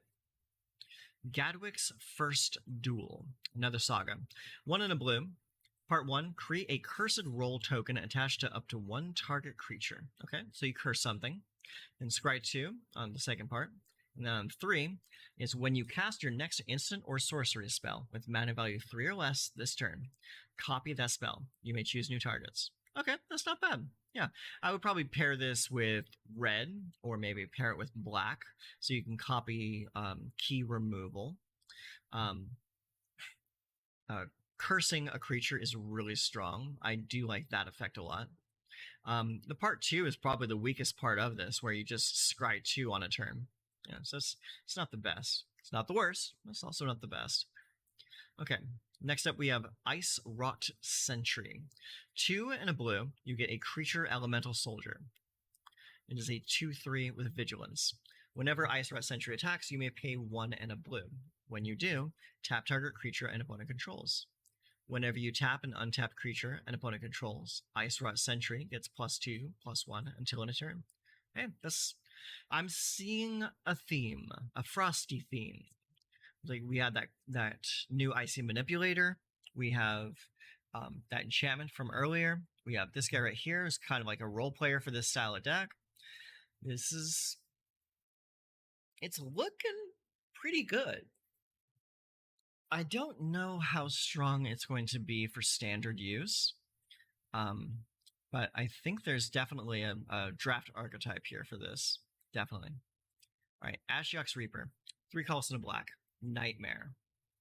It's a 3/3. Whenever an enchantment you control is put into a graveyard from the battlefield, draw a card. Okay, that's great, because that actually pairs up with that 1 mana black enchantment that makes an opponent discard a card and they lose 2 life. That last part, when you sacrifice it to get that death effect, Ashiok's Reaper is going to trigger and giving you an extra draw as well. Yeah, so it pairs up. Yeah, again, something you're probably only going to see in like draft pods. But if you happen to pair this with like the saga creatures from what was it? Neon Dynasty.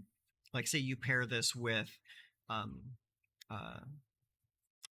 Rat Gang card. Yeah, this could actually work pretty well. Yeah, because like any enchantment based strategy will definitely benefit from this.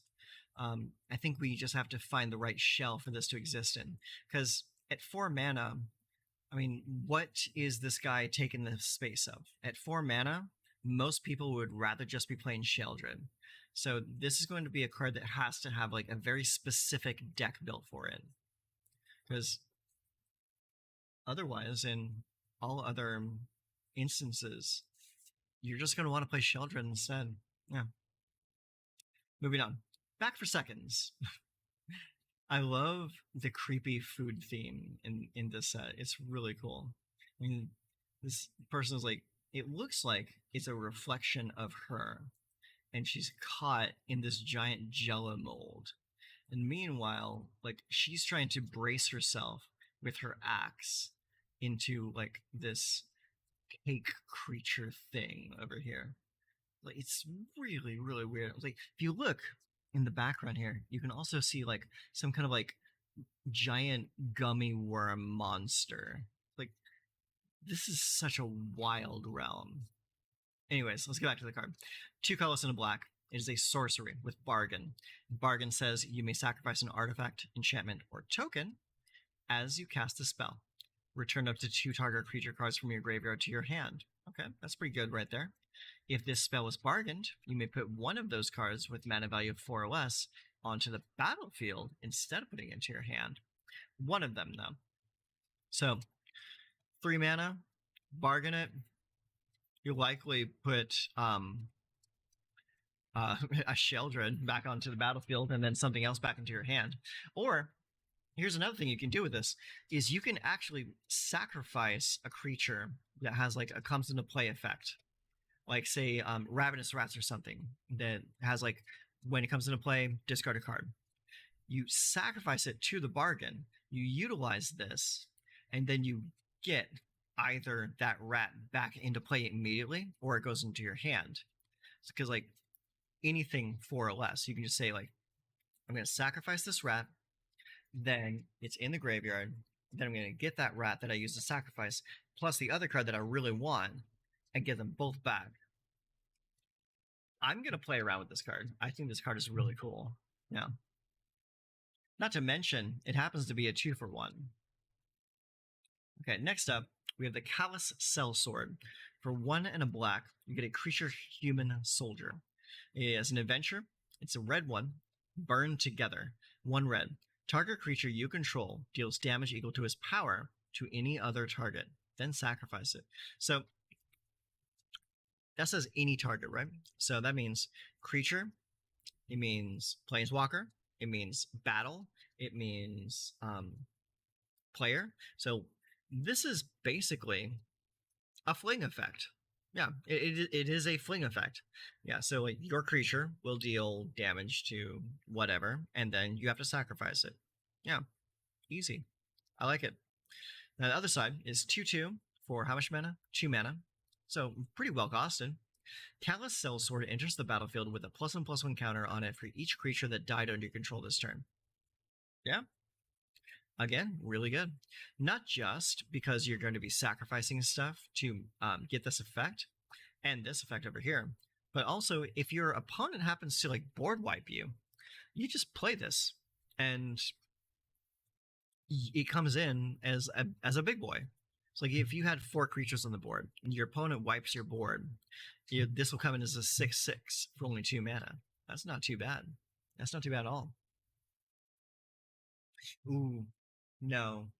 It would have to be an instant speed board wipe. That wouldn't work because this doesn't have flash.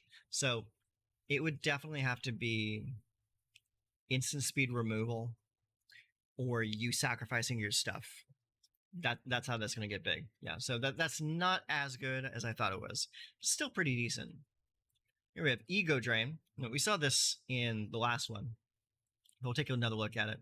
So 1 black, sorcery. Target opponent reveals their hand. You choose a non-land card from it. That player discards that card. If you don't control a fairy, exile a card from your hand. So this is basically Thoughtseize with extra steps. It is really, really strong. Like, use 1 mana, take anything out of your opponent's hand. If you've played any of the old formats, you know that Thoughtseize is like an absolute staple. But this one is likely going to be played probably turn 3 or 4 at the earliest, just because you need fairies on the table to avoid that drawback. But yeah, Thoughtseize was good. This is going to be good too. You're going to see this seeing a lot of play. So moving on. We have, oh, that's the Callous Sellsword again. I don't know why that showed up twice. Let's keep moving. All right, Stone Splitter Bolt. So this is X and a red, instant, bargain. Stone Splitter Bolt deals X damage to target creature or planeswalker. If this spell was bargained, it deals twice X damage to that permanent instead. Okay, that's pretty cool. This would be a lot better if it could go face. I'm not going to lie, that would be amazing. But with this bargain effect doubling the damage that it does, that would definitely be way imbalanced. So you can't be having that. So creature planeswalker, not too bad. Creature planeswalker or battle would be even better. But for X mana red removal, it's not that bad. Yeah, it's not that bad. Okay. Tattered Ratter. Oh my god. Okay, for 1 and a red, human peasant. 2/2. Whenever a rat you control becomes blocked, it gets +2/+0 until end of turn. Oh, okay, that's kind of cool. I don't think we'll be playing this in standard. Definitely in the Rakdos rat deck in draft though, because that's kind of a role player. Let's see here. What's the flavor text? What's that, Snappers? Yes, you're right. It was very rude of the innkeeper to throw us out. I love insane people. It's so cool. Yeah, I like it a lot. He got his little rat boys, his silly upturned toe shoes. Just great art all around. Fantastic. 10 out of 10 flavor. Okay, next up, we have the Howling Gale Fang. So for 2 colorless and 2 green, you get a beast. It's a 4/4. So it's on par with what was that? The Ravenous Baloth, I think. Yeah, Vigilance. Howling Gale Fang has haste as long as you own a card in exile that has an adventure. Okay, it is suddenly better than Ravenous Baloth. This is good. This is real good. 4 mana. It's very easy to just cast an adventure and just keep the card in exile. So, yeah, this will almost always come down as a 4/4 Vigilance Haste. Yeah, that's good. I like it a lot. Let's see the flavor text.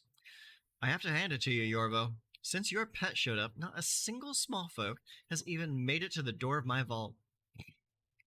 Nice. Great art on that too.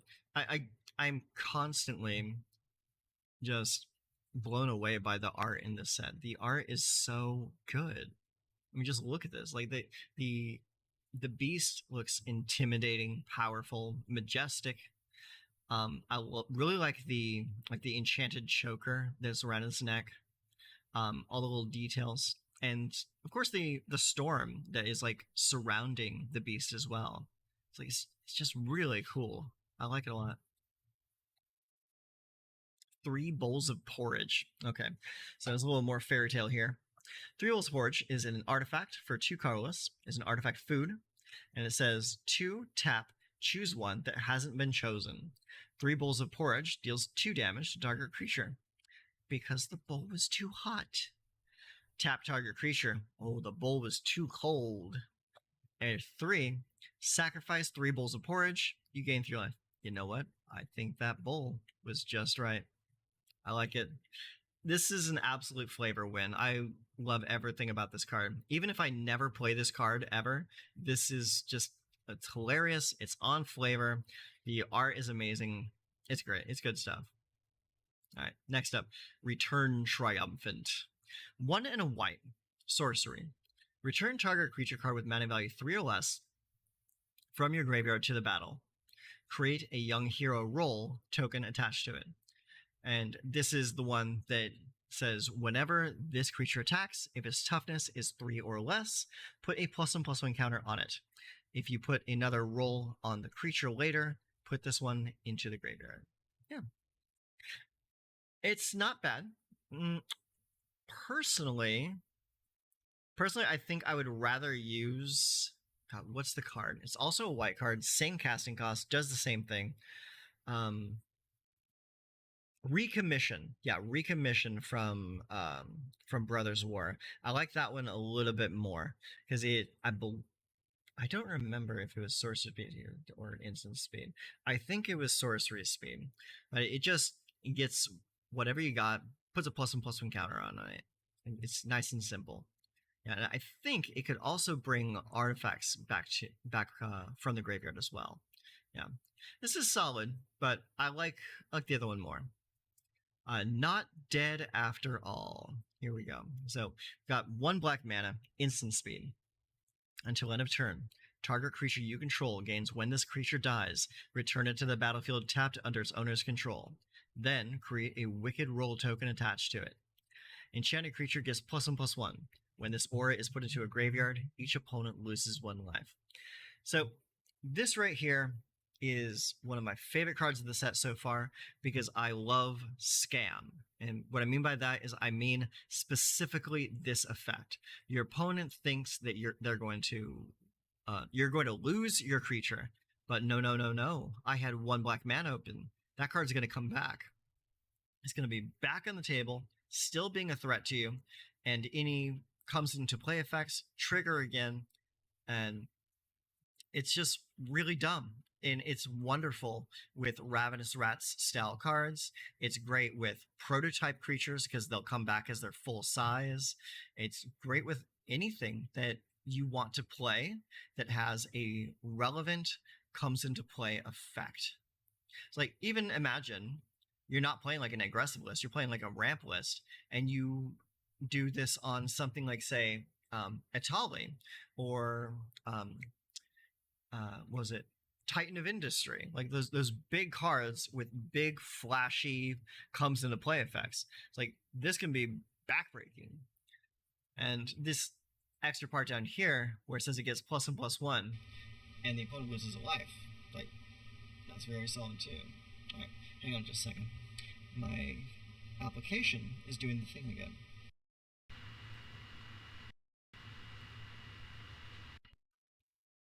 There we go. Can you hear me? All right, sweet. All right, cool. But yeah, this card I'm really excited for. It's probably the best rendition of this kind of effect that's been printed in a long time. So I'm very excited to play with this, especially because it's only common. Virtue of Loyalty. Okay, so I'm thinking that this is going to be an entire cycle. Every color is going to get one. So, Virtue of Loyalty. It starts with the adventure, which is Arden Vale Fealty. 1 and a white, instant. Create a 2/2 white knight creature token with vigilance. Okay, pretty good. Then, on the other side, you pay 5 mana to play the enchantment. At the beginning of your end step, put a +1/+1 counter on each creature you control. Untap those creatures. Wow. That is strong. Because you put a +1/+1 on all your creatures, and then you untap them so you can block with them. It basically, you're giving all your creatures vigilance. This is really expensive, but a really strong effect. To like kick your anthems to the curb, this is really strong. Okay, here we are. The Virtue of Persistence. This one we already talked about earlier. This is just a different art for it. Okay. Then we have Agatha's Soul Cauldron. This is an legendary artifact for 2 mana. It says you may spend mana as though it were mana of any color to activate abilities of creatures you control. Creatures you control with +1/+1 counters on them have all activated abilities of all creature cards exiled with Agatha's Cauldron. Tap. Exile target card from a graveyard. When a creature card is exiled this way, put a +1/+1 counter on target creature you control. So, we're going to need to find a lot of creatures with activated abilities, because that is a very strong effect. And even if you don't find a creature that has a good ability, this thing just taps to put +1/+1 counters on creatures. Like, pretty strong. Pretty strong. It reminds me, in green, there is the Ozolith. The Ozolith is 1 colorless and a green, and whenever you put a +1/+1 counter on a creature, you put that many +1 counters on that creature. So for every 2, you put 3. For every 3, you put 4. That requires you to be in green, though. This does not. This only requires that you have mana to spend. Yeah, that's it. Yeah, and you may spend mana as though it were mana of any color to activate abilities of creatures you control. Yeah, this is just really, really strong, and makes sense why it's a legendary artifact. And just the fact that it just taps to exile cards from a graveyard. I mean, you don't even have to. You don't even have to be be playing like a deck that capitalizes off of that. This could be like a great sideboard card. Like you remember, what was it? Unlicensed Hearse from New Capenna had an ability just like this, but it was a vehicle that you could crew and hit people with. But this is, I think, on par with that. It's just something that you might throw in your sideboard, bring in against graveyard strategies. Or play it main deck, build around it, and also have good game against graveyard strategies. It's just good. All right, Spellbook Vendor, we already saw that. Extraordinary Journey, saw that already. Talien's Messenger, saw that. Spectre of Mortality. Okay, this is new. 3 colorless, 2 black for a 3/3 flying Spectre. When Spectre of Mortality enters the battlefield, you may exile 1 or more creature cards from your graveyard. When you do, each other creature gets -X/-X until end of turn, where X is the number of cards exiled. Okay. This is strong. This is really strong. Black has been suffering for a lack of good board wipe material, and this may just be it. You play this in a self mill style deck, or a deck that plays like a lot of spells. It's just going to be dumping stuff into the graveyard, and you just play this, and for the modality, like you remove 3, 4, 5, however many cards you need from your graveyard. And this guy just nukes the board, and it says each other creature, which means this is not going to kill itself. This is fantastic. You can definitely expect to see a lot of this guy being played. Absolutely. Fantastic card. That's going to be like a day one crap for me. Likeness Looter, we've seen this one already. Soul Guide Lantern. Let's see this. This is one colorless for an artifact. When Soul Guide Lantern enters the battlefield, exile target card from a graveyard. Tap, sacrifice Soul Guide Lantern, exile each opponent's graveyard. One tap, sacrifice Soul Guide Lantern, draw a card. I think this is a reprint of, or at least a functional reprint of older cards, because I remember seeing this exact card in, I think it was Midnight Hunt, like the Innistrad set. Yeah, because like this is a card that gets functionally reprinted probably like every like 4 or 5 sets. Yeah. Okay. Enchanting Tales. Okay, so these are old reprints, so we don't have to worry about these. A lot of great art on these, though. Phyrexian Unlife. I just want to read this real quick. This is actually really dope art. I mean, look at that. That's like one of the portal holes that the Phyrexians ripped open. That's just really cool to look at. And it's like dripping like ichor or glistening oil or something. It's so bizarre. I like it. Okay, 2 and a white enchantment.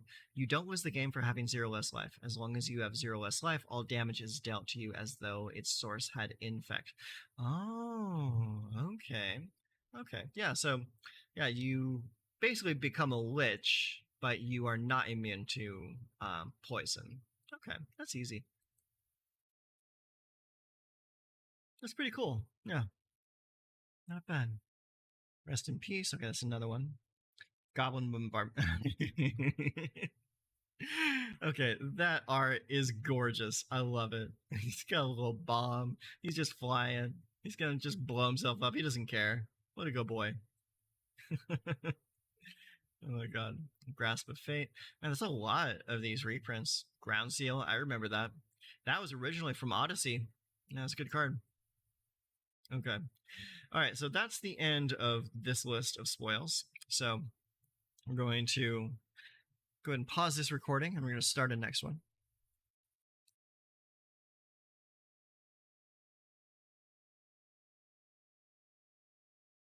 Okay. Oh, man.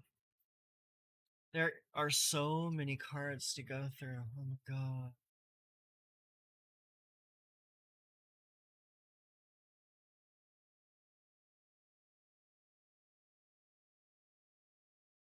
Tell you, I do not know how you professional streamers do this for 12 hours a day, every day. You guys' voice has got to just like shatter by the end of the day.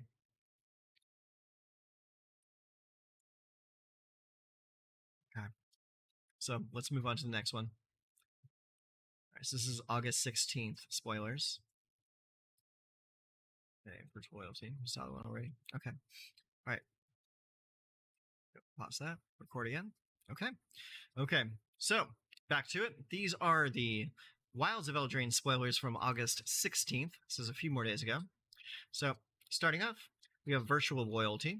Yeah, this is one that we saw in the last video, but this is the non-extended art version of it. So we'll just reread this real quick. So it has adventure of 1 and a white, instant adventure. Create a 2/2 white knight creature token with vigilance. And then on the backside is 5. for an enchantment that reads, at the beginning of your end step, put a +1/+1 counter on each creature you control. Untap those creatures. So this effect is really strong, really, really good. And the fact that it's just in mono white, you don't have to dip into other colors for this kind of effect, is pretty good. I would probably pair this with green just because of the Ozolith. The Ozolith would make this put you 2 +1/+1 counters at the end of each turn. So that is really good. Giving all your creatures quasi-vigilance is really good. Like, this is a very strong card, but I am curious if it's going to see play. We'll see. Okay, next up is the Virtue of Knowledge. For 4 colorless and a blue, we have an enchantment with the adventure Ventress Visions. Instant adventure. Copy target activated or triggered ability you control. You may choose new targets for the copy. Okay, so you just copy a spell. No big deal. Other side. If a permanent entering the battlefield causes a triggered ability of a permanent you control to trigger, that ability triggers an additional time. Okay, so it does the same thing as what's her name? Elish Norn. The one that is like a 4/7. Yeah, it just doubles all comes into play effects. So not bad, not bad. Let's see. Then we have Blossoming Tortoise. It is a 2 colorless and 2 green turtle with absolutely stunning art. I mean, just look at that. Beautiful. It is a 3/3. When Blossoming Tortoise enters the battlefield or attacks, mill 3 cards, then return a land card from your graveyard to the battlefield tapped. Activated abilities of lands you control cost 1 less to activate. Land creatures you control get +1/+1. I like it. I like it a lot. It's a little expensive, but it does a lot for that cost. I mean, you look at the part here that says activate abilities of lands you control cost 1 less to activate. So that is directly talking about man lands. It's talking about your Mishra's Foundries and like all the new man lands that are coming out of this set. So that's a direct benefit right there. Land creatures you control get +1/+1. That is just extremely solid, especially if you play Simic. Because Simic gives you access to Tachioba, gives you access to Jalrail, and those are both creatures that care very much about manlands and creatures, or lands becoming creatures. So yeah, this very well could be a role player in a land creature attack deck. Yeah. So I'm personally going to be keeping my eyes on this card. It's really strong, I think, at least. Anyways, next up, Agatha's Soul Cauldron. Okay, we talked about this in the last one, but again, real quick. 2 colorless, legendary artifact. You may spend mana, as though it were mana of any color, to activate abilities of creatures you control. Creatures you control with +1/+1 counters on them have all activated abilities of all creature cards exiled with Agatha's Soul Cauldron. And then finally, it's tap, exile target card from a graveyard. When a creature card is exiled this way, put a +1/+1 counter on target creature you control. So, like I said before, this serves so many purposes. I mean, we get it. It's only 2 mana. It's a legendary artifact. It distributes +1/+1 counters. It acts as great sideboard tech for reanimator decks, or just any deck that wants to play in the graveyard for a little bit. It can even be played in the main board because it's colorless. Any deck can play it, and it could just be played as like a card that fits this theme. I mean, you can absolutely build around it and just happen to have something that screws over reanimator decks, or just keep it as a sideboard card. But yeah, I think this card's going to be very sought after. It's really strong. Okay, moving on, we have Farsight Ritual. This is 2 and 2 blue, instant, and it has Bargain. Bargain reads, you may sacrifice an artifact, enchantment, or token as you cast this spell. So, again, my personal favorite mechanic of the set. Look at the top 4 cards of your library. If this spell was bargained, look at the top 8 cards of your library instead. Put 2 of them into your hand, and the rest on the bottom of your library in a random order. This might as well just be a tutor.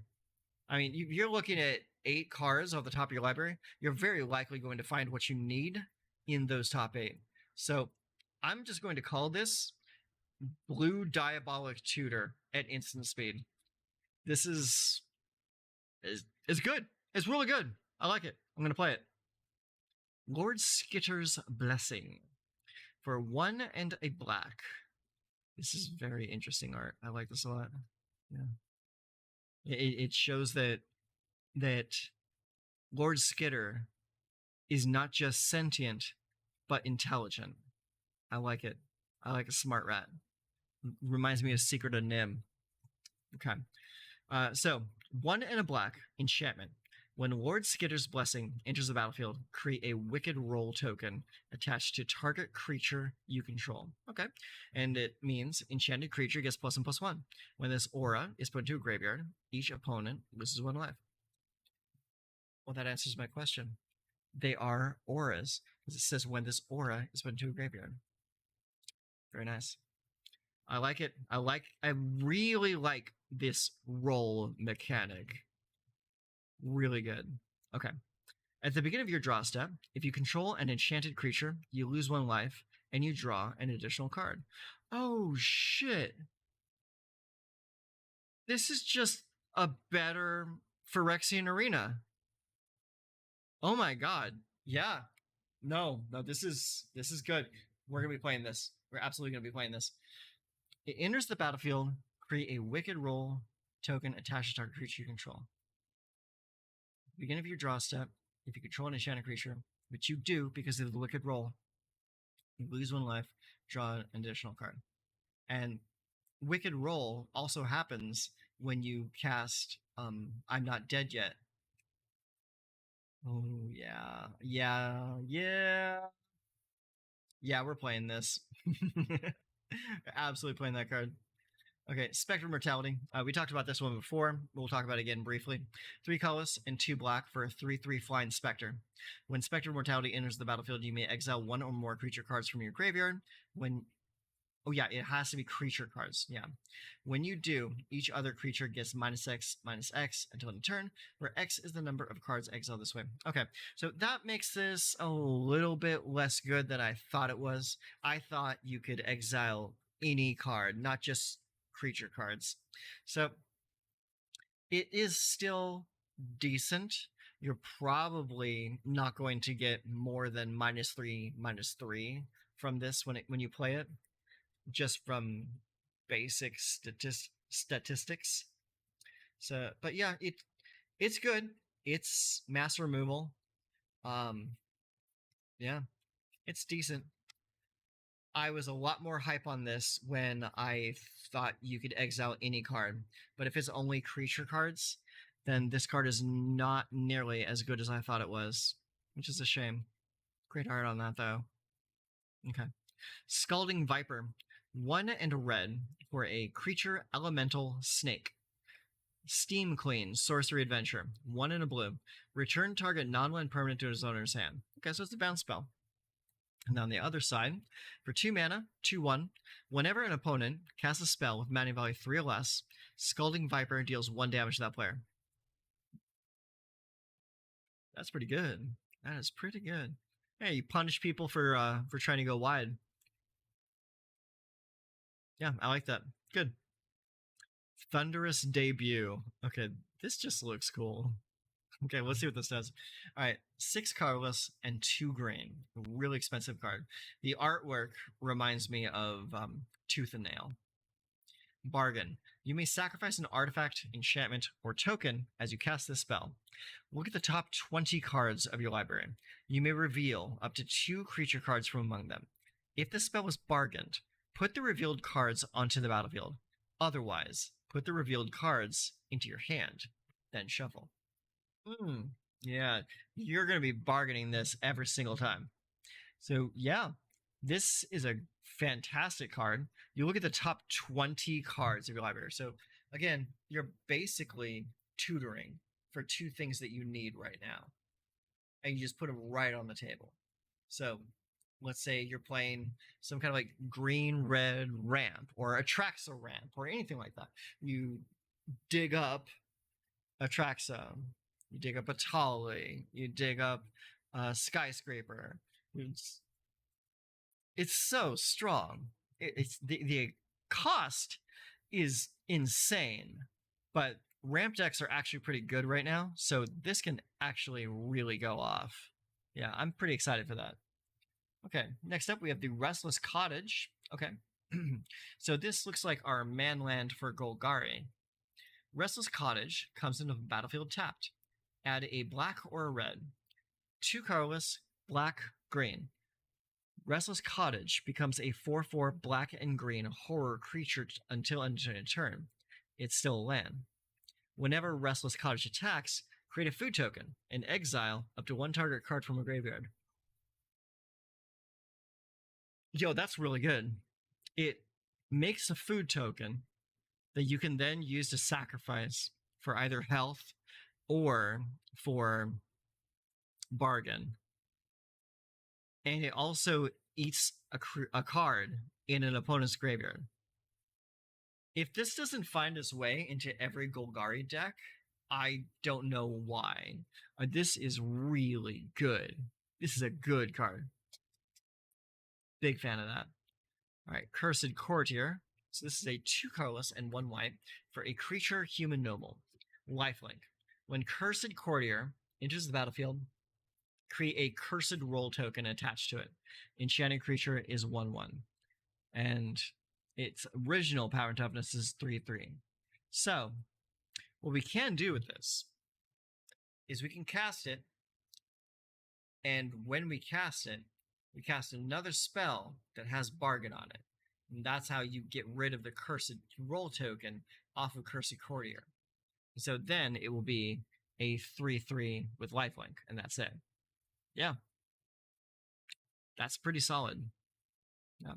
I think we'll definitely see this in some kind of like bargain list in draft. I do not think we're going to see this in standard at all. No. Okay, another rat here. Lord Skitter's Butcher. Again, I'm getting those Secret of Nim vibes, and I'm absolutely here for it. 2 colorless and a black for a rat peasant. 2/3. When Lord Skitter's Butcher enters the battlefield, choose 1. Create a 1/1 black rat creature token with this creature can't block. You may sacrifice another creature. If you do, scry 2, then draw a card. Creatures you control gain menace until creatures gain menace until end turn. So this is the card that you're going to play right when you need to make the kill. So like you fill your board with just a ton of rats, and then you drop this. Everybody has menace. Game's over. Yeah. Really, really strong.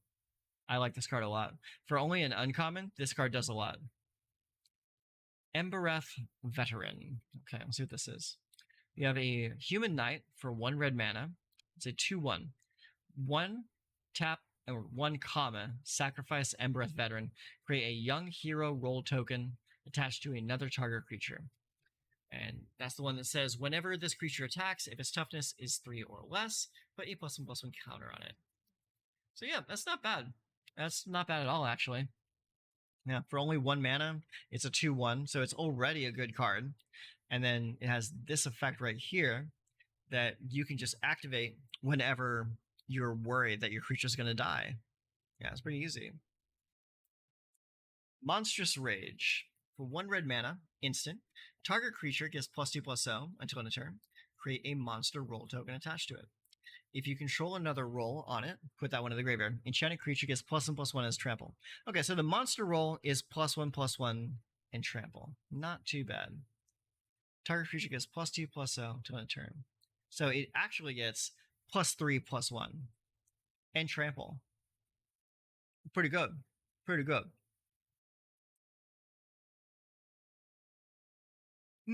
Okay. So then here we have Twisted Fealty.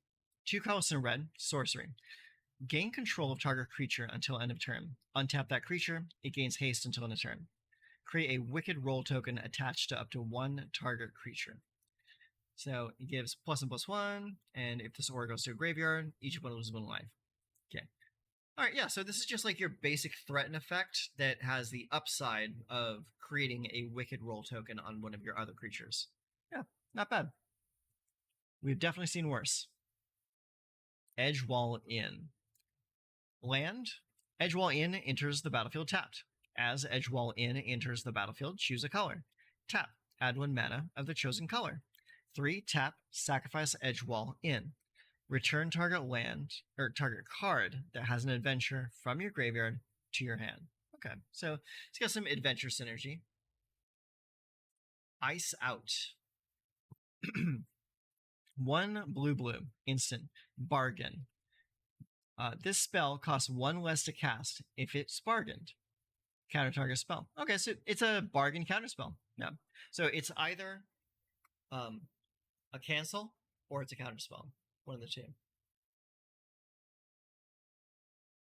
And this is another one of those things. Like almost every set gets their own version of cancel without it being cancel.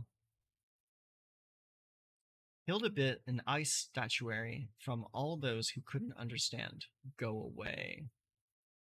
That's valid. Johann's Stopgap. 3 colorless and a blue for a sorcery. It has bargain. This spell costs 2 less to cast if it's bargained. Return target non-only permanent to his owner's hand. Draw a card. Oh, okay. That's pretty cool. Yeah. I wish it wasn't sorcery, though. Make it instant speed. Conceited Witch. Okay. So 2 and a black. You have a creature human warlock that is a 2/3 with menace. It has an adventure. Price of Beauty is 1 black mana. Create a Wicked Roll token attached to target creature you control.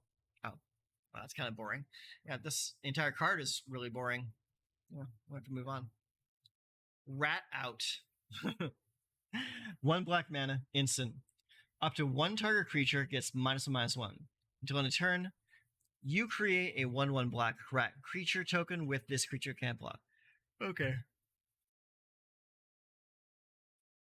That's really funny.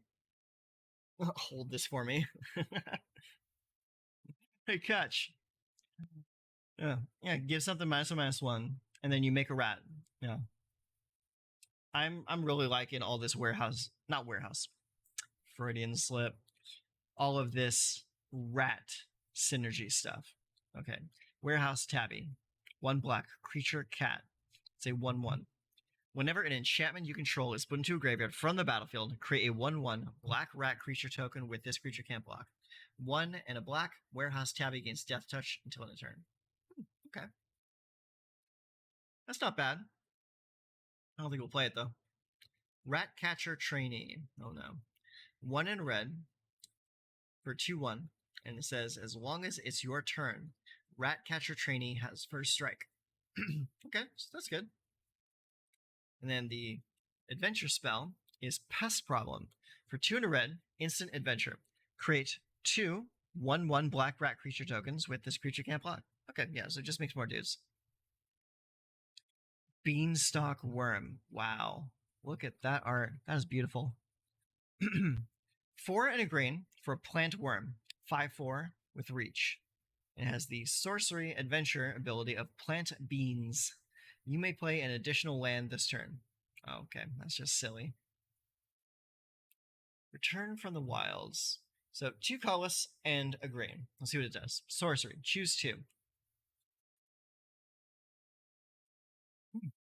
Choose 2.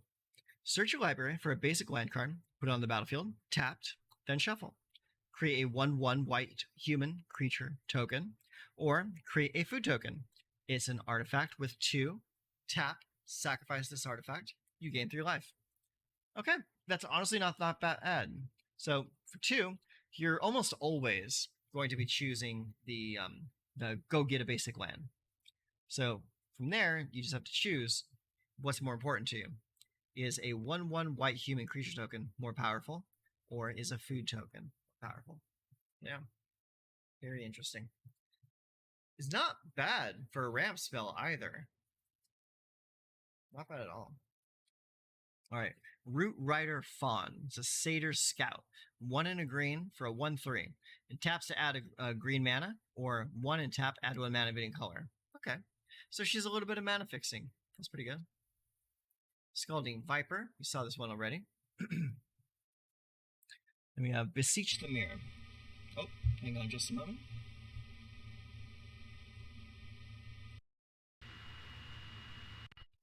All right, there you go. Back in action. All right, Beseech the Mirror. So it's 1 colorless and 3 black. Sorcery. Bargain. Search your library for a card. Exile face down. Then shuffle. If this spell was bargained, you may cast the exiled card without paying its mana value. Cost if that spell's mana value is 4 or less. Put the exiled card into your hand if it wasn't cast this way. Okay, that's really good, actually. Yeah. So for 4 mana, here, yeah, 4 mana, you have at sorcery speed the ability to go get anything out of your deck and cast it for free, so long as you threw away like a single thing. It's really good. Yeah. I think this is mythic rarity for a purpose. Realm Scorcher Hellkite. So we got a dragon here. It's 4 colorless. Oh, hang on. Our little thing is being a butt again.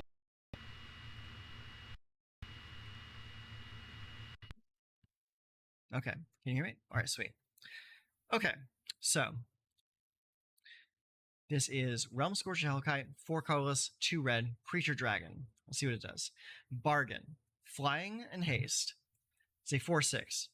When Realm Scorcher Hellkite enters the battlefield, if it was bargained, add 4 mana in any combination of colors. 1 and a red, Realm Scorcher Hellkite deals 1 damage to any target. Okay, this is good. Bravo. You guys made a good dragon. Yeah, you bargain it, so it's going to come in and give you 4 more mana. So you can immediately either use the activate ability to deal 2 damage to anything, or you can use that mana to cast something more relevant, a better removal spell, or maybe a draw spell or something. Yeah, really good. Yeah, and it has haste, has flying, has the evasion, attacks as soon as it drops. Really good. I like it. All right, Blossoming Tortoise. We saw that one already. Agatha of the Vile Cauldron. Okay, let's take a look at this. So for a red and a green, legendary creature human warlock, 1/1. Activated abilities of creatures you control cost X less to activate, where X is Agatha of the Vile Cauldron's power. This effect can't reduce the mana in. Hold on. This effect can't reduce the mana in that cost less than 1 mana. Okay. Then 4 red and green. Other creatures you control get +1/+1 and gain trample and haste until end of turn. Oh, okay.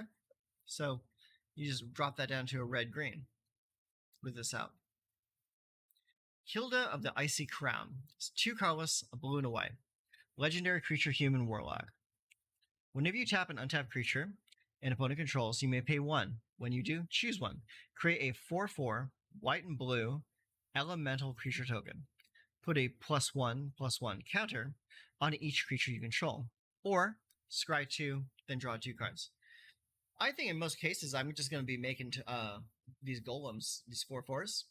That's probably her best ability. I mean, unless like you just have like a ton wide board, and it's actually more beneficial to put a +1/+1 counter on everyone. So yeah, pretty good, pretty good. Especially if you pair her up with her crown to tap things down. All right, Farsight Ritual, we saw that one already. Lord Skitter's Blessing, saw that. Elvish Archivist, okay. 1 colorless and a green. Creature, Elf Artificer. It's a 0/1. Whenever 1 or more artifacts are put into the battlefield under your control, put 2 +1/+1 counters on Elvish Archivist. This ability triggers only once each turn. Whenever 1 or more enchantments enter the battlefield under your control, draw a card. This ability triggers only once each turn. Okay, it's not bad. Yeah. And something to note, though, is artifact creatures, enchantment creatures that will trigger off of this. So let's see here. That's artifacts, enchantments. So there is a very good enchantment list already. Let's see if this would make the cut in that. Whenever one or more enchantments enter the battlefield under your control, draw a card. Ability only triggers once a turn. Yeah, not nearly good enough. Thunder's debut, we saw that. Sir Ginger, the Meal Ender. Oh my god, such great art too. Legendary artifact creature, Food Knight. 3/1 for 2 mana. Sir Ginger, the Meal Ender, has trample, hexproof, and haste as long as an opponent controls a planeswalker. Okay. Whenever another artifact you control is put into a graveyard from the battlefield, put a +1/+1 counter on Sir Ginger and square 1. 2 taps sacrifice. You gain life equal to his power. Right, that's pretty cool. I think I'd rather just keep swinging with it though. Alright, the Goose Mother is next. This is our Goose Hydra. Honk, honk, honk, honk. X green blue. 2/2, flying, legendary creature bird Hydra. The Goose Mother enters the battlefield with X +1/+1 counters on it. When the Goose Mother enters the battlefield, create half X food tokens. Round it up. Whenever the Goose Mother attacks, you may sacrifice a food. If you do, draw a card. See what's next. We have Ariette of the Charmed Apple. That's some interesting art. Weird choice. Legendary creature, human warlock for 1 colorless, a white, and a black. Each creature that's enchanted by an aura you control can't attack you or planeswalkers you control. That's cool. At the beginning of your end step, each opponent loses 1 life, and you gain X life, where X is the number of auras you control. Okay, so she drains based off of auras. That's not bad. Not bad at all. Rowan, Scion of War. 1 black, red. Legendary creature, human wizard. 4/2 menace. Tap. Spells you cast this turn that are black and or white cost X less to cast, where X is the amount of life you lost this turn. Activate only as a sorcery. Now, I can definitely see this having some some combo potential, some good synergies. Suppose you guys black red. Sister. Yeah, no, I could definitely see that. So you just keep it up as a blocker. You don't attack too much with it. If your opponent hits you too hard, you can use that ability then. Yeah, it looks okay. Honestly, the art looks better than the card itself. Okay, then we have Evolving Wilds and reprints. We have Okay, I see. These are the tokens. This is cursed. So cursed token enchantment aura roll. Okay, so it's all of those things. Enchanted creature.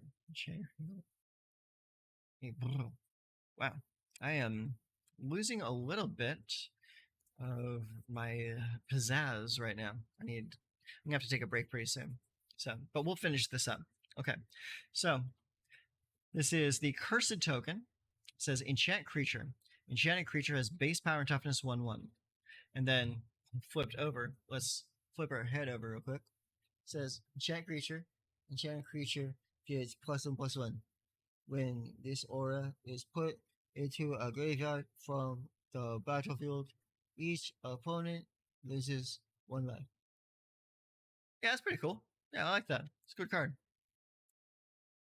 And then we have monster, which is just the monster token.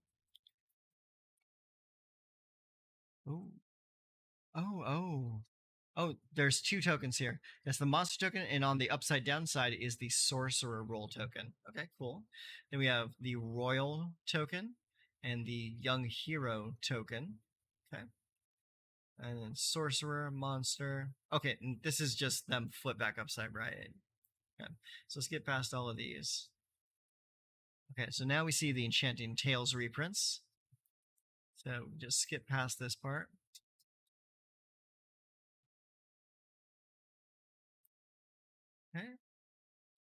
Bitter Blossom.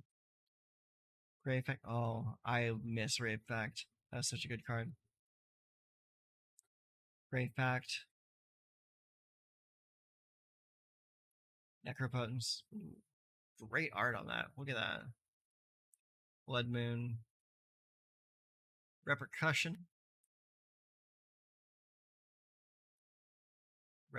Compressions. Sneak Attack. I'm going to get you. Defense of the Heart. Dawn of Hope. Frank Sanity. Let's just keep on going. Leyline of the Void. Oppression. I remember Oppression. Good card. Man, there are a lot of these. Holy hell. Leyline of Lightning. Mana Flare. Hard Scales. Nature's Will. Airy. Come on. Scrolls. There's so many of these. Oh my god.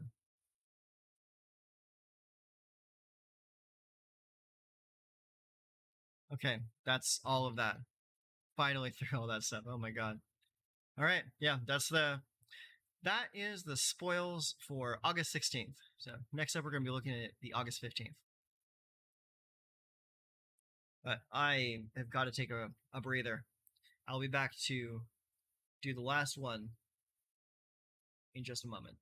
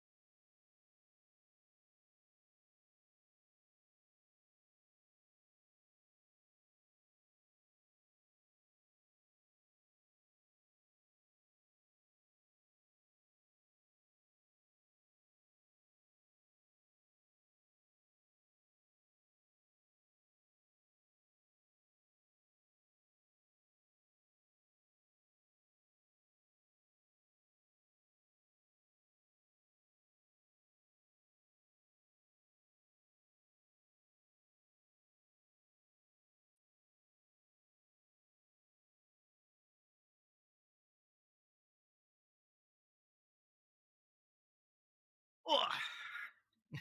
Hey, little buddy. Hi. How you doing? Oh, he's my little friend. Chill, chill, relax. Thank you. Down you go.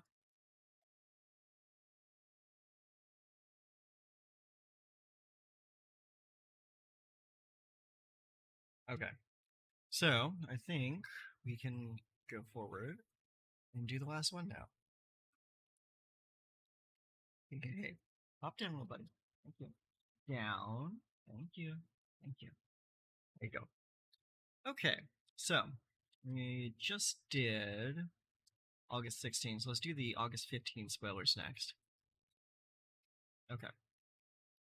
Uh, oh, yeah. Okay. Yeah. Yeah. These are all still new. Yeah.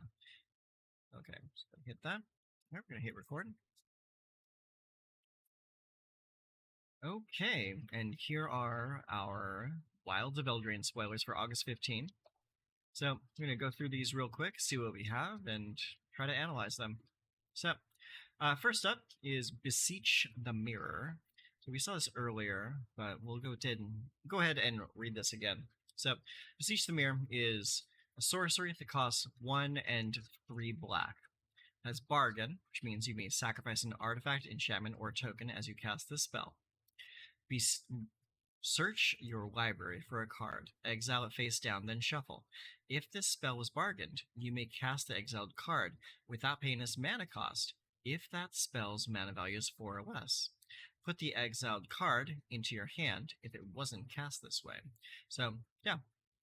Basically, if you bargain this, you're pretty much paying 4 mana to transform this spell into another spell in your deck. So it's an interesting twist on the tutor. It costs us the same amount as Diabolic Tutor. But it's just like a little bit of a twist on it. Like you use it, you go dig up what you're really looking for, and then you just cast it out of your hand right away. Yeah, that's not too bad. Yeah, especially if like you need like a key piece of a removal right now, or a you need like just something to like just set up like your next turn, but you don't want to pay for it. Like it's pretty solid. Yeah. And the thing is, you search your library for any card. So if you need Sheoldred right now, you can go and get it with this. If you need a Phyrexian Arena, go and get it and cast it. It's like in anything that you may need, because of the fact that it's triple black, you're likely only going to be playing this in 2 colors or monocolored decks just because of the casting cost on this spell. But yeah, pretty solid. And honestly, you could play this in a deck like red black Arcane Bombardment, and just have Arcane Bombardment cast this spell for you every turn, and just basically just go and get a free tutor every turn. That's pretty good in my book. That might actually be something I work on. Yeah. All right, cool. Next, we have Kellen the Fableted. For 2 and a red, you get a 2/2 human fairy. It has double strike, and other creatures you control get +1/+0 for each aura and equipment attached to Kellen the Fableted. Interesting. Birthright Boon, 1 and a white, sorcery, adventure. Search your library for an aura or equipment card. Reveal it. Put it into your hand, and shuffle. Okay, so that's actually really strong. Yeah. So like its first half just says, hey, go get sword, or go get like whatever enchantment you might be wanting. It's like it's what is the card that did that in the past? It was gosh, I can't remember the name of it, but it was a core creature. It was like a 1/2, and when it came into play, it allowed you to search your library for an equipment and put it into your hand.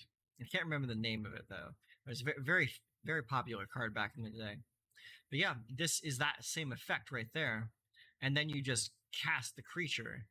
And the fact that like it's a double strike and it pumps the rest of your whole team is like that's really strong. Yeah. I can see that being all over the place later. Realm Scorcher Hellkite. Again, another card that we've seen already, but we'll read it anyways. 4 colors, 2 red. Creature Dragon. Bargain. Flying. Haste. It's a 4/6.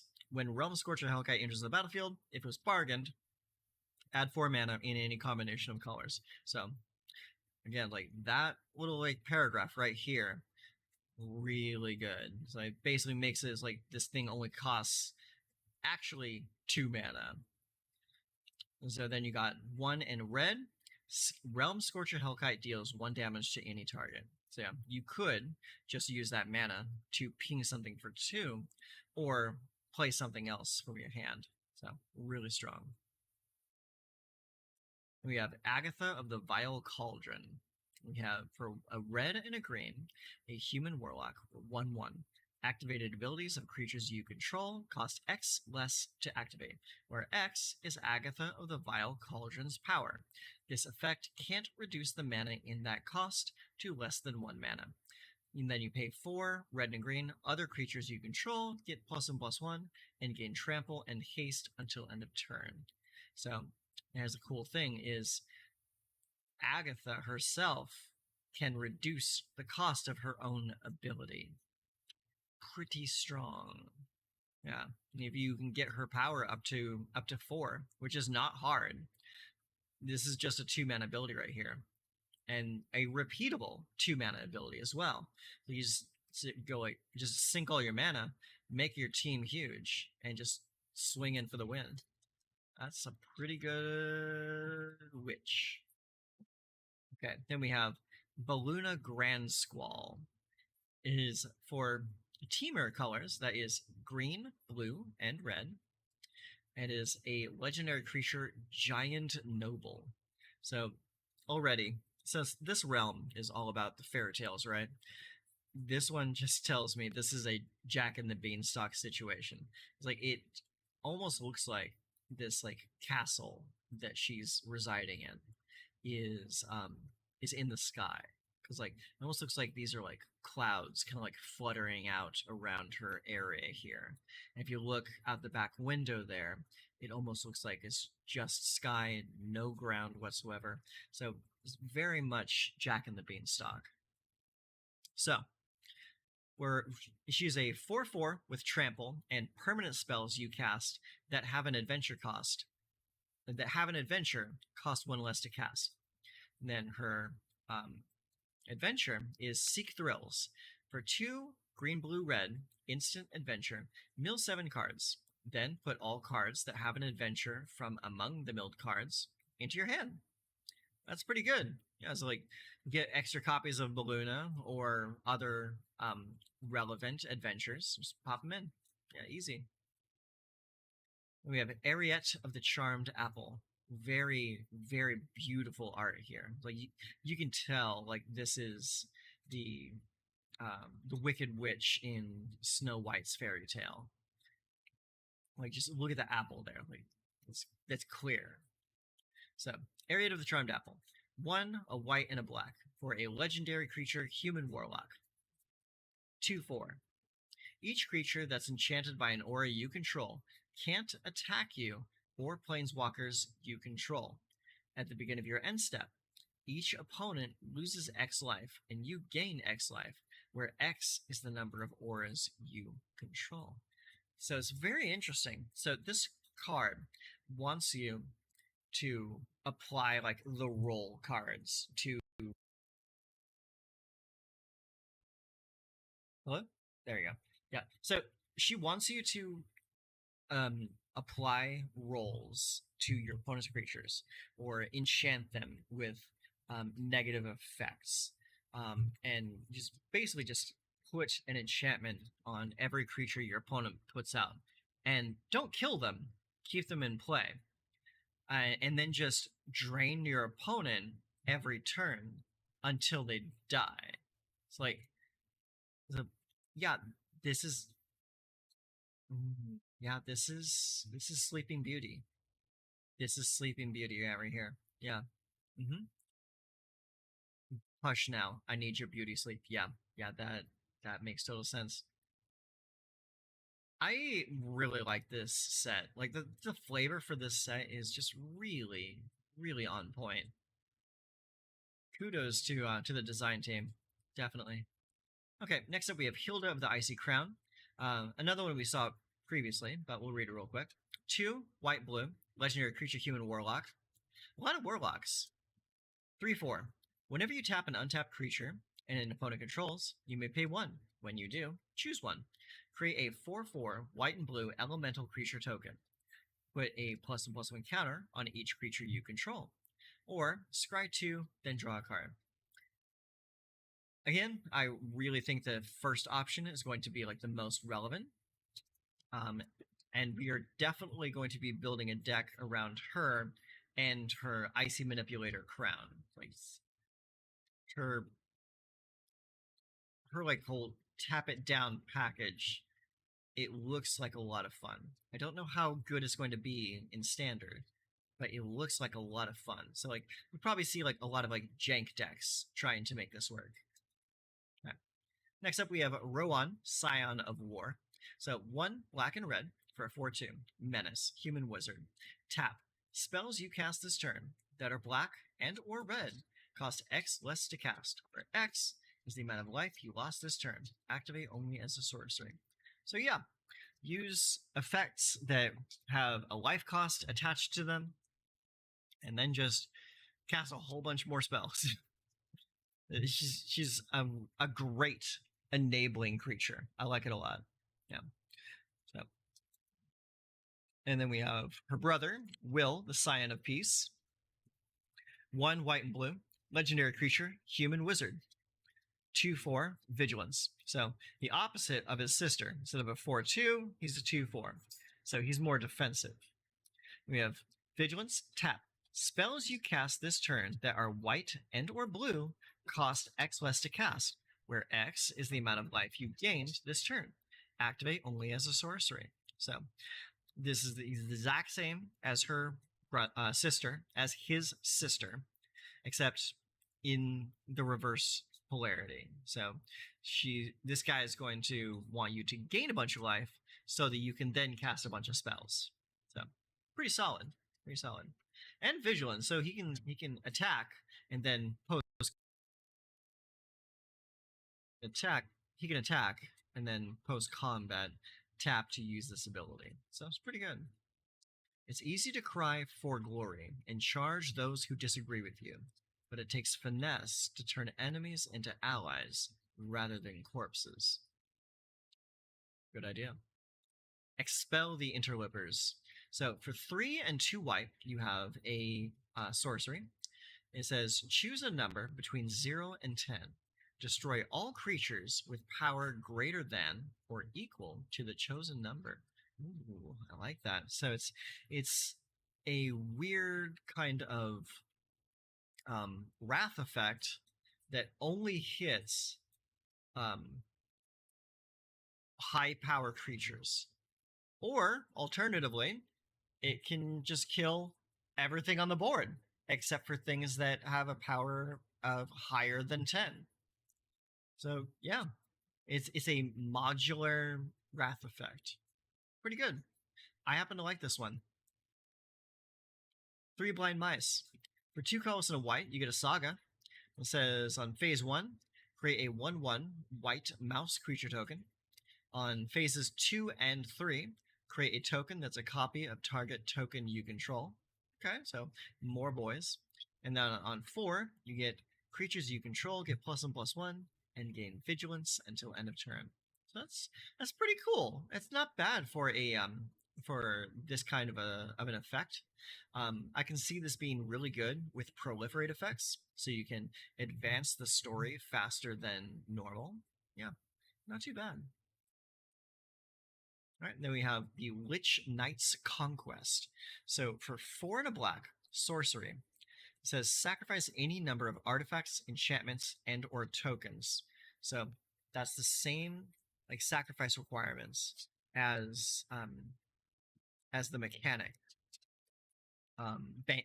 Was it not barter? What's the mechanic? Let's scroll up and find it. It bugs me when I can't get the name right. Bargain. That's it. Yeah. Bargain is the mechanic.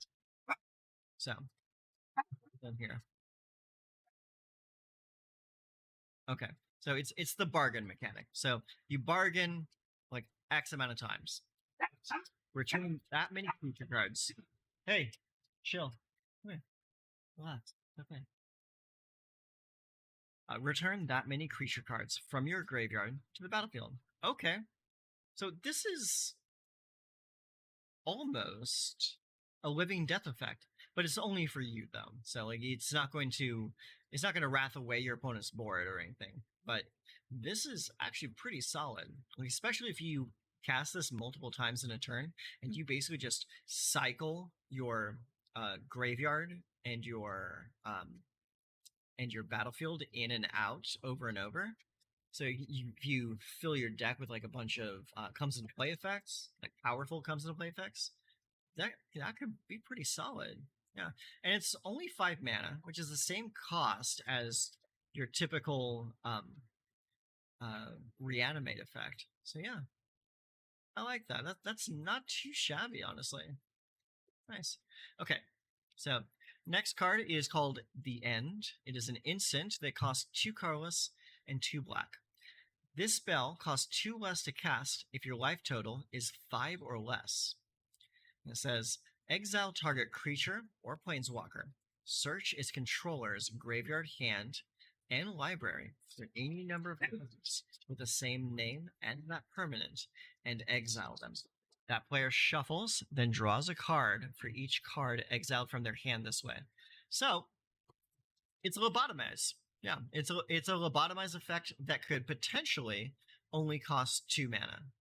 Yeah, I like this. This is actually a really solid card, and it does give you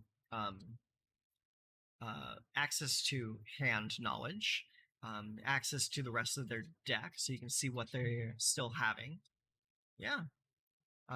Only problem is that it only targets creatures and planeswalkers. But those are usually the more relevant things that you want to hit. Like, especially if you're up against like a white control deck and your opponent is playing the Wandering Emperor. You just remove that and then remove all other instances of that card. So like it's pretty good. Yeah. Yeah, I like that a lot. I think we're going to be seeing a lot of this card. Definitely. Mm-hmm. Okay. Next up is Decadent Dragon. For 2 colorless and 2 red, you get a dragon. It's a 4/4 with flying, trample, and whenever it attacks, create a treasure token. Cool. It has an adventure, Expensive Taste. 2 and a black, instant adventure. Exile the top 2 cards of target opponent's library face down. You may look at and play those cards for as long as they remain exiled. Ooh, I like that. That's not temporary. Yeah. Yeah, that's pretty good. Yeah, because I was thinking about playing what was it? Siphon Insight recently. But I didn't want to go into blue for it. This, I can just cast that in black and then just not even have to worry about casting the other side. Though you can just add some red, go into Rakdos, and then just play this card. And this dragon makes treasure tokens for you, so you can eventually cast the cards that you exiled. It's pretty good. Yeah. I like it. I think I might actually play with this. This is a pretty cool card. All right. Elvish Archivist. It's for 1 and a green. It is a creature elf artificer. 0/1. Whenever 1 or more artifacts enter the battlefield under your control, put 2 +1/+1 counters on an Elvish Archivist. This ability triggers only once each turn. Whenever 1 or more enchantments enter the battlefield under your control, draw a card. This ability triggers only once each turn. So this is really good. This is a really good like enchantress style card because it triggers off of enchantments, it triggers off of artifacts, and it doesn't say non-tokens. Like, so any treasure tokens that come in, any role tokens that you attach to creatures, it, anything like that, it's just going to make him bigger, make him draw you cards. Like, it's just good. Plain and simple. Yeah, it's just a good card. Mm-hmm. Yeah.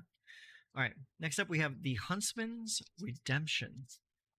Now, if I'm not mistaken, that's Garrick, and that is Liliana's Veil.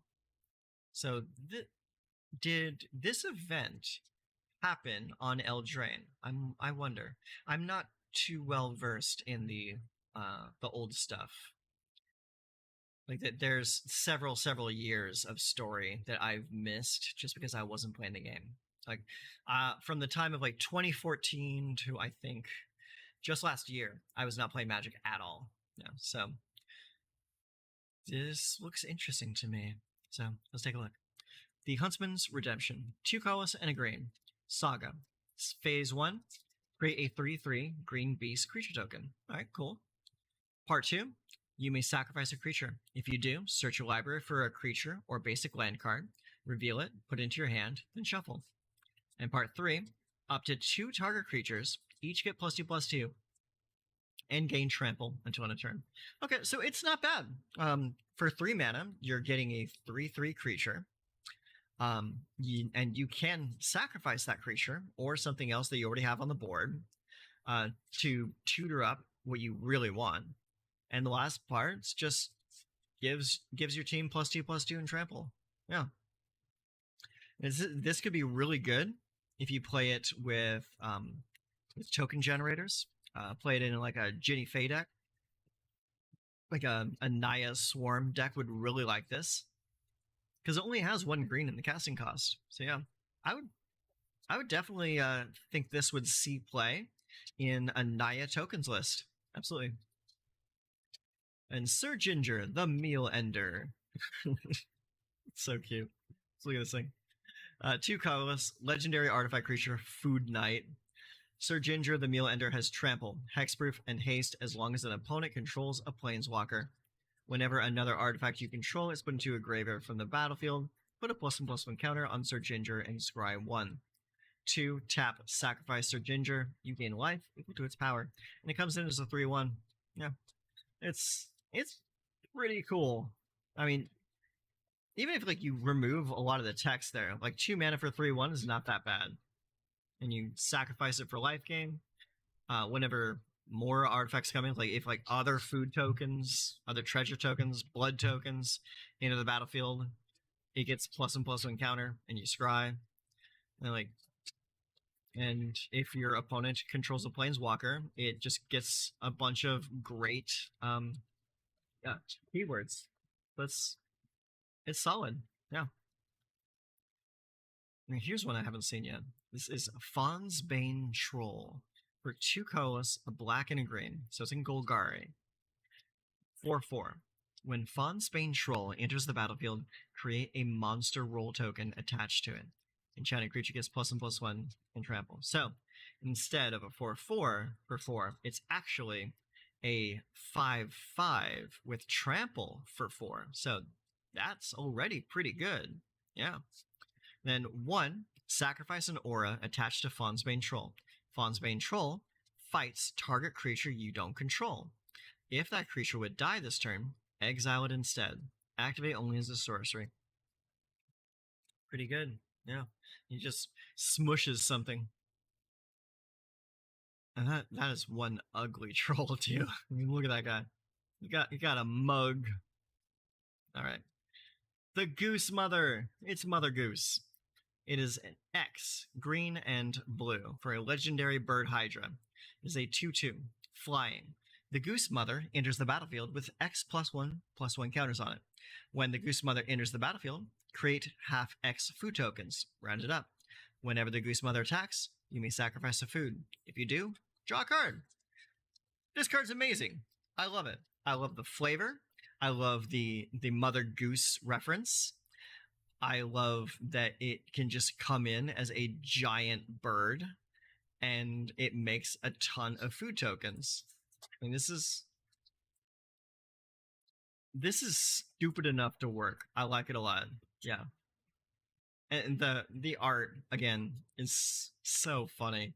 I mean, have you ever seen a goose hydra before? This is silly. 1, 2, 3, 4, 5, 6. It has 7 heads. It's a 7-headed goose hydra. Silly. Gallant pie wielder. Oh, what is this set? Oh my god. Okay. 2 and a white for a 2/3. Dwarf knight. First strike. Celebration. Gallant Pie Wielder has double strike as long as 2 or more non-land permanents enter the battlefield under your control this turn. This is so silly. Oh my god. Okay. It normally has first strike. It will get double strike if you trigger celebration. Time for your just desserts, red cap scum. Because I'm gonna throw pies at you. This set is so just God, it's weird. I love it. Knight of Doves. All right. So it's 2 and a white. Creature human knight, 1/3. Whenever an enchantment you control is put into a graveyard from the battlefield, create a 1/1 white bird creature token with flying. Okay, that's not too bad. That's actually kind of like a role player in the auras deck. Yeah. Whenever an enchantment you control is put into a graveyard from the battlefield, yeah, create a 1/1 white bird. Yeah, not bad. I think it would be better if it was when they came into play rather than when they left play. But hey, I'm not the designer here. So many birds, yet the air was still and empty of song. Part of Sir Daemon knew something wasn't right, but it was a far-off worry, unimportant, and soon forgotten. Stroke of Midnight. Okay, so we got some Cinderella stuff going on here. So 2 and a white, instant. Destroy target non-land permanent. Its controller creates a 1/1 white human creature token. Oh, that's super flavorful. I like that. Yeah, that's good. Nice. Yeah, it strikes midnight. The pumpkins turn back. That's funny. The assembled partygoers fell silent and stared. As the helmet came to a clattering stop, the only sound was Ash's distant footsteps. Next we have the Frolicking Familiar. It is an otter wizard. Oh my god. It's an otter wizard.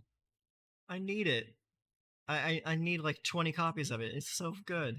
It's an otter wizard. Alright, 2 and a blue for 2/2. Blow off steam. Instant adventure. Blow off steam deals 1 damage to any target. Alright, that's cool. And flying, whenever you cast an instant or sorcery spell, Frolicking Familiar gets +1/+1 until end of turn. Okay, so it has prowess. Just say it has prowess. Oh, it's so funny. It's just so dumb. Oh, I love this set. This is so good. Okay.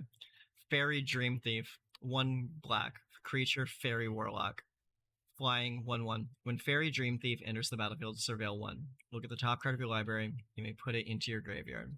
Exile Fairy Dream Thief from your graveyard. You draw a card. You lose 1 life. Okay. All right. That's not. You know what? My brain is still on that stupid otter. I need to read this again. All right.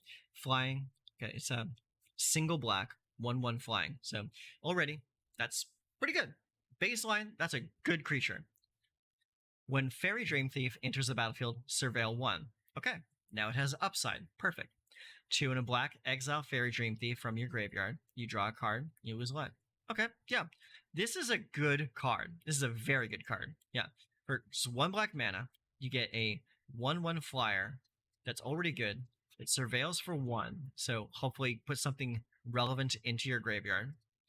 And then 2 and a black, exile to draw a card and lose a life. I see nothing wrong with this. This is just a good card, period. All right, let's move on. Tangle Span Lookout. This is a satyr. How cool. 2 and a green, creature satyr, 2/3. Whenever an aura enters the battlefield under your control, draw a card. Oh, okay, so this is just another enchantress. kind of thing. But this is more for the role tokens and like other random enchantments you might play. Yeah, this is very specific, but I think it's pretty good. Yeah.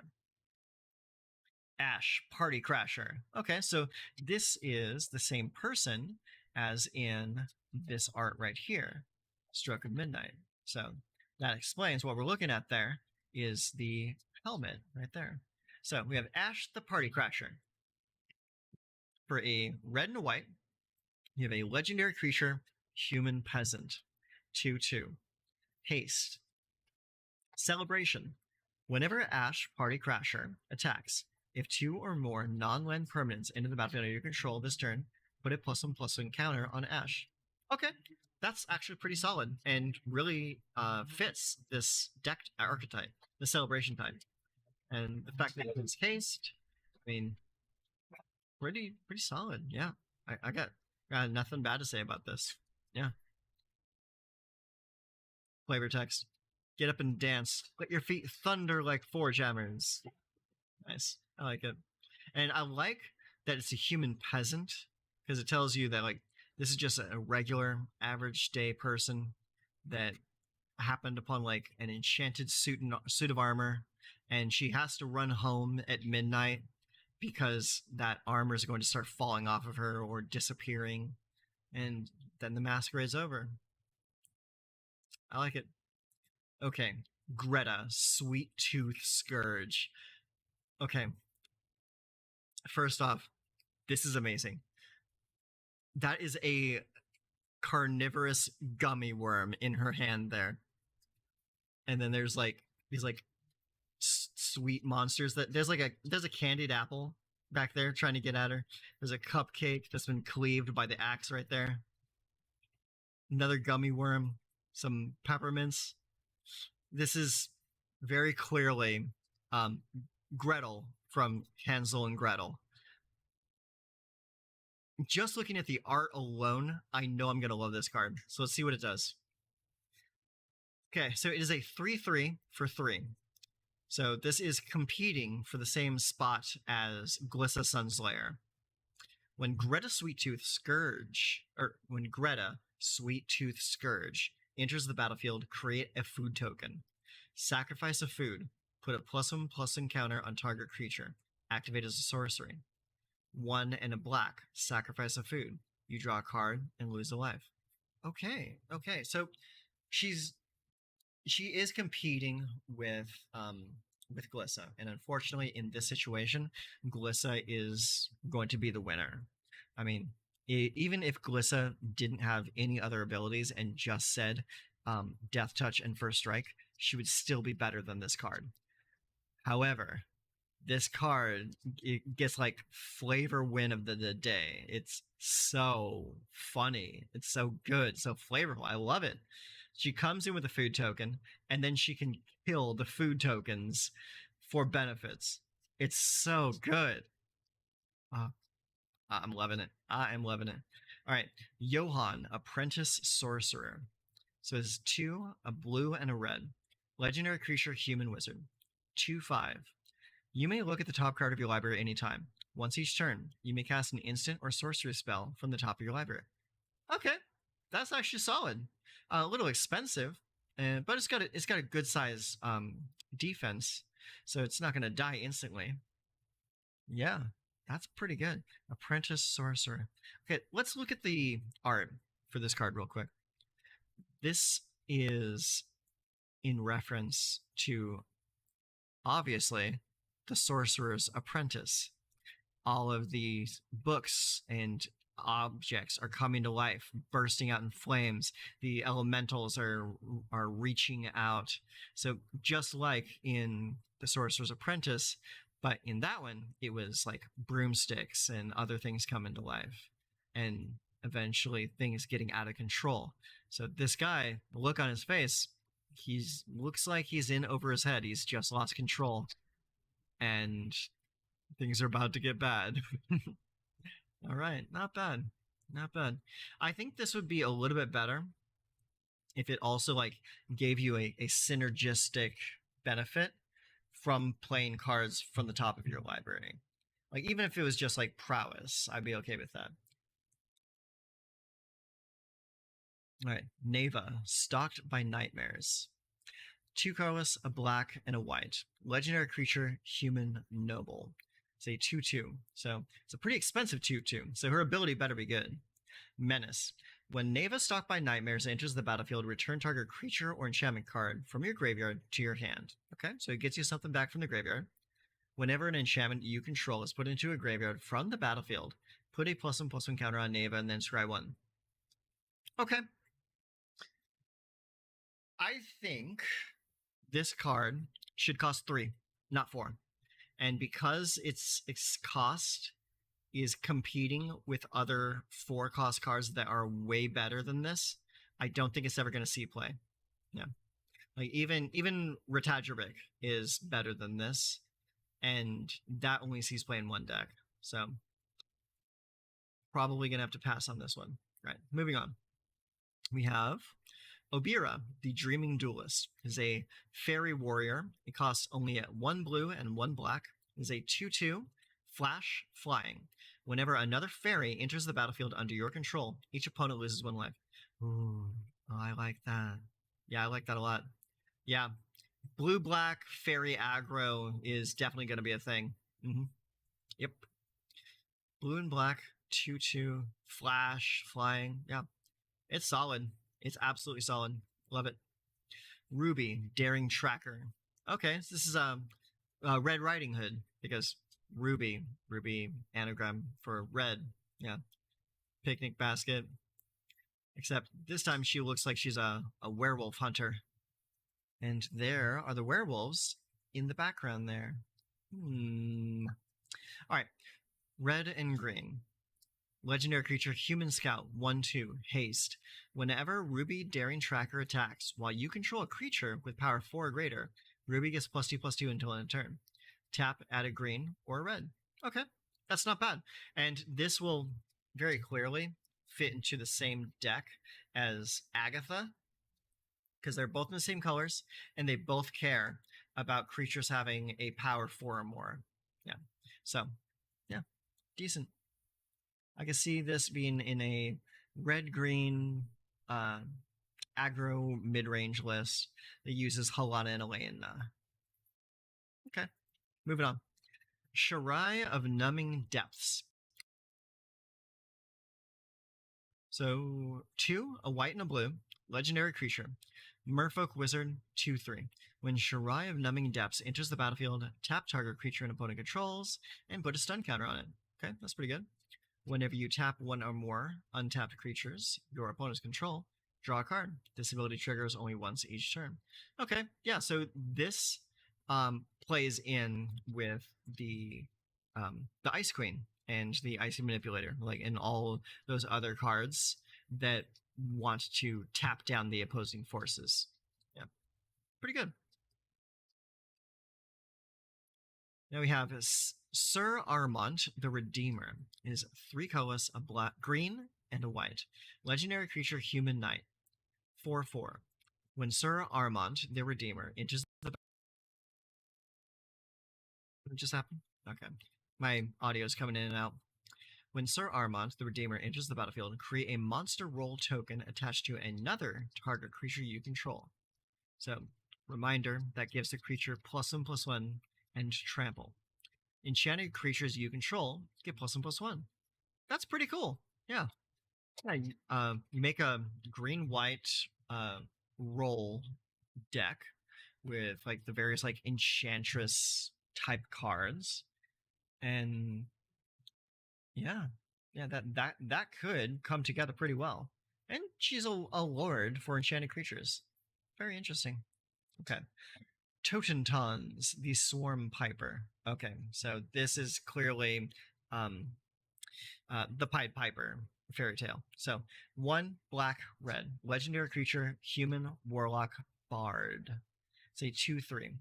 When Totenton Swarm Piper or another non-token creature you control dies, create a 1/1 black rat creature token with this creature can't block. Pay 1 and a black. Target attacking rat you control gains Death Touch until end of turn. Ooh, I like that. That's really strong. Among the rats, he found the acceptance the human world never gave him. Yeah, pretty good. I like that. I like that you can give any rat death touch. That's good. Okay. Troyon, the gutsy explorer. This is a Vidalcan scout. For 1, a green and a blue. We have a legendary creature, 1/3. It taps to add a green and a blue. Spend this mana only to cast spells with mana value 5 or greater, or spells with X in their mana cost. Okay? And only spell. So it doesn't say creature spell, it doesn't say instant sorcery. So any spell with a mana value of 5 or greater, or spells that have X. And then it says blue tap, draw a card, discard a card. Okay, so it's also a looter. Yeah, cool. And very good looter at that. Oh, wow. The streets of Ravnica were stifling. Eldraine is an endless adventure paved in gold.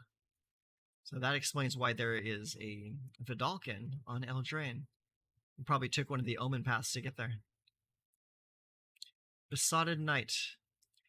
3 and a white. Creature, human, knight. Betroth the Beast. Sorcery adventure. Create a royal roll token attached to target creature you control. Enchanted creature gets +1/+1 and has ward 1. Cool. Then on the backside, it's just a 3/3 body. Yeah, so 3/3 human knight. Says, "You are no monster to me, my love." Now, notice, I do think that these are the same 2 characters in the Fox Knight creature.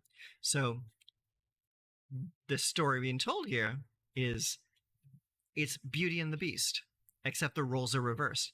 In this case, it is a man giving the enchanted rose to a werebeast, and the werebeast is female in this case, and he gives her the rose, and she regains her sanity, and then picks up her armor and her weapons, and does everything she can to protect the man she loves. It's honestly kind of beautiful. Yeah, you know what?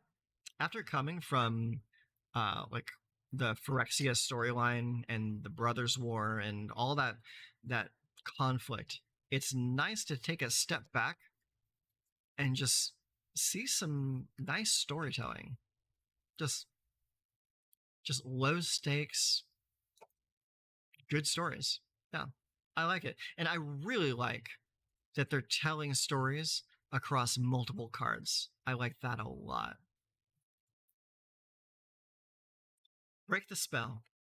1 white, instant. Destroy target enchantment. If a permanent you controlled or a token was destroyed this way, draw a card. Okay. So this is going to be used primarily as a way to remove enemy debilitating auras. Yeah, not bad. Yeah, that's pretty cool. Yeah, so you can use it offensively or defensively, but if you do it defensively, you draw a card off it. Not bad. Okay. As Hilda watched Ruby drag Kellen's unconscious form through the cold, Hilda felt something she hadn't felt in a long time. Compassion. Interesting. Interesting. Living Lectern. Okay, I like this already. 1 and a blue for an artifact creature construct. It's a 0/4. 1, sacrifice Living Lectern. Draw a card. Create a sorcerer roll token attached to up to 1 other target creature you control. Activate only as a sorcery. Okay, that's cool. I don't like that it's activate as a sorcery only. I think that's pretty boo-boo. I would like to be able to use this as an instant effect in response to an opponent trying to kill it. But can't have everything, right? And it's a common, so you'll probably see this in draft.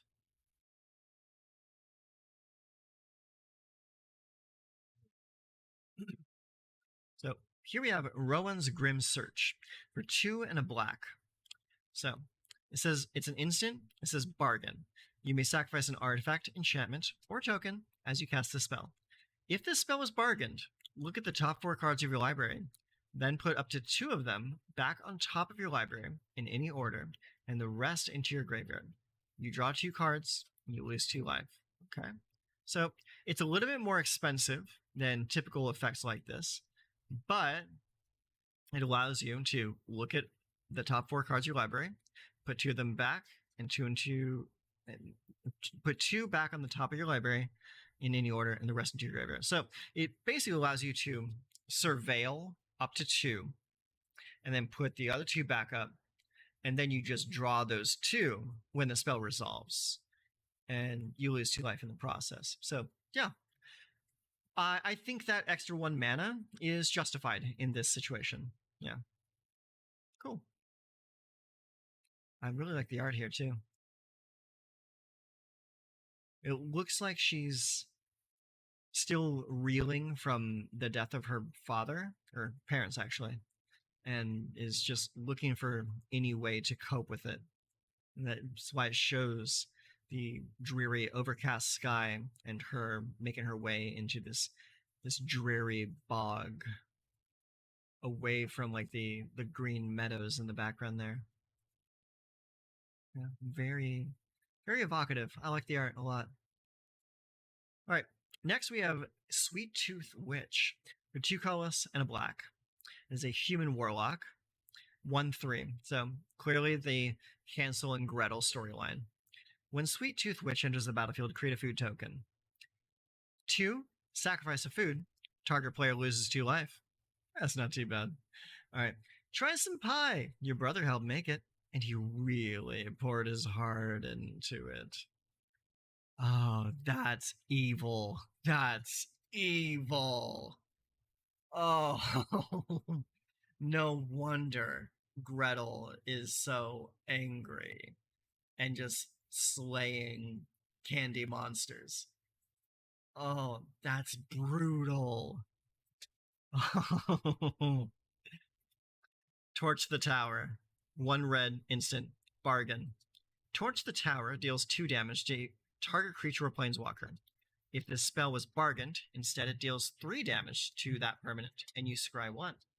If a permanent dealt damage by Torch the Tower would die this turn, exile it instead. Alright, that's pretty cool. Yeah. Nothing really to write home about, but it's a pretty cool effect. Sky Beast Tracker is a giant archer. That's very cool. Jolly Green Giant. 3 colorless and a green. Creature, giant archer. 2/4, reach. Whenever you cast a spell with mana value 5 or greater, create a food token. Okay, yeah, that's pretty cool. Yeah, it's probably a draft card. Decent. Really good art, too. I like the art a lot. Troublemaker Ufe. That is a really old tribe. Like, I have not seen an Ufe in, like, God, 20, 25 years. Like, I think the Dark was the last time I saw an Ufe. Anyways, 1 and a green for 2/2. Bargain. When Troublemaker Ufe enters the battlefield, if it was bargained, exile target artifact or enchantment an opponent controls. Okay, that's pretty cool. Heavy is the head that wears the vase. Oh, that's silly. That's really silly. Yeah, I think they're like little like sprite characters. Oh, okay. Hi. How you doing, bud? Hi. Are you trying to get my attention? Do you want to go aside? You want to go aside? Sure. Let me get the door for you.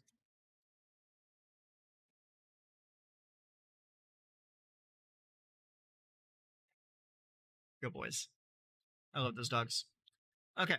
Yeah. Decent. Draftable. Break your opponent's toys with it. Not too bad. Okay, and here we're getting into like some of the showcase cards. So we've already seen these. Yeah, Kellen. There's Balloona. Decadent Dragon. Ooh, I like that art. That's very storybook. I love that. Let's see. Expel the Interlopers. We saw that. Lich King's Conquest. The End. Bonsbane Troll. Kellen. Will, Sign of Peace. Interesting art on that. There's the that Restless Cottage looks a lot better. Yeah, I would definitely use that over the base. That's pretty cool. Lich King's Conquest. Ooh, I like that. Spell the Interlopers. Stroke of Midnight. Harry Dream Thief again. Tangle Span Lookout. Torch the Tower. Glass Casket. Okay, we haven't seen this one yet.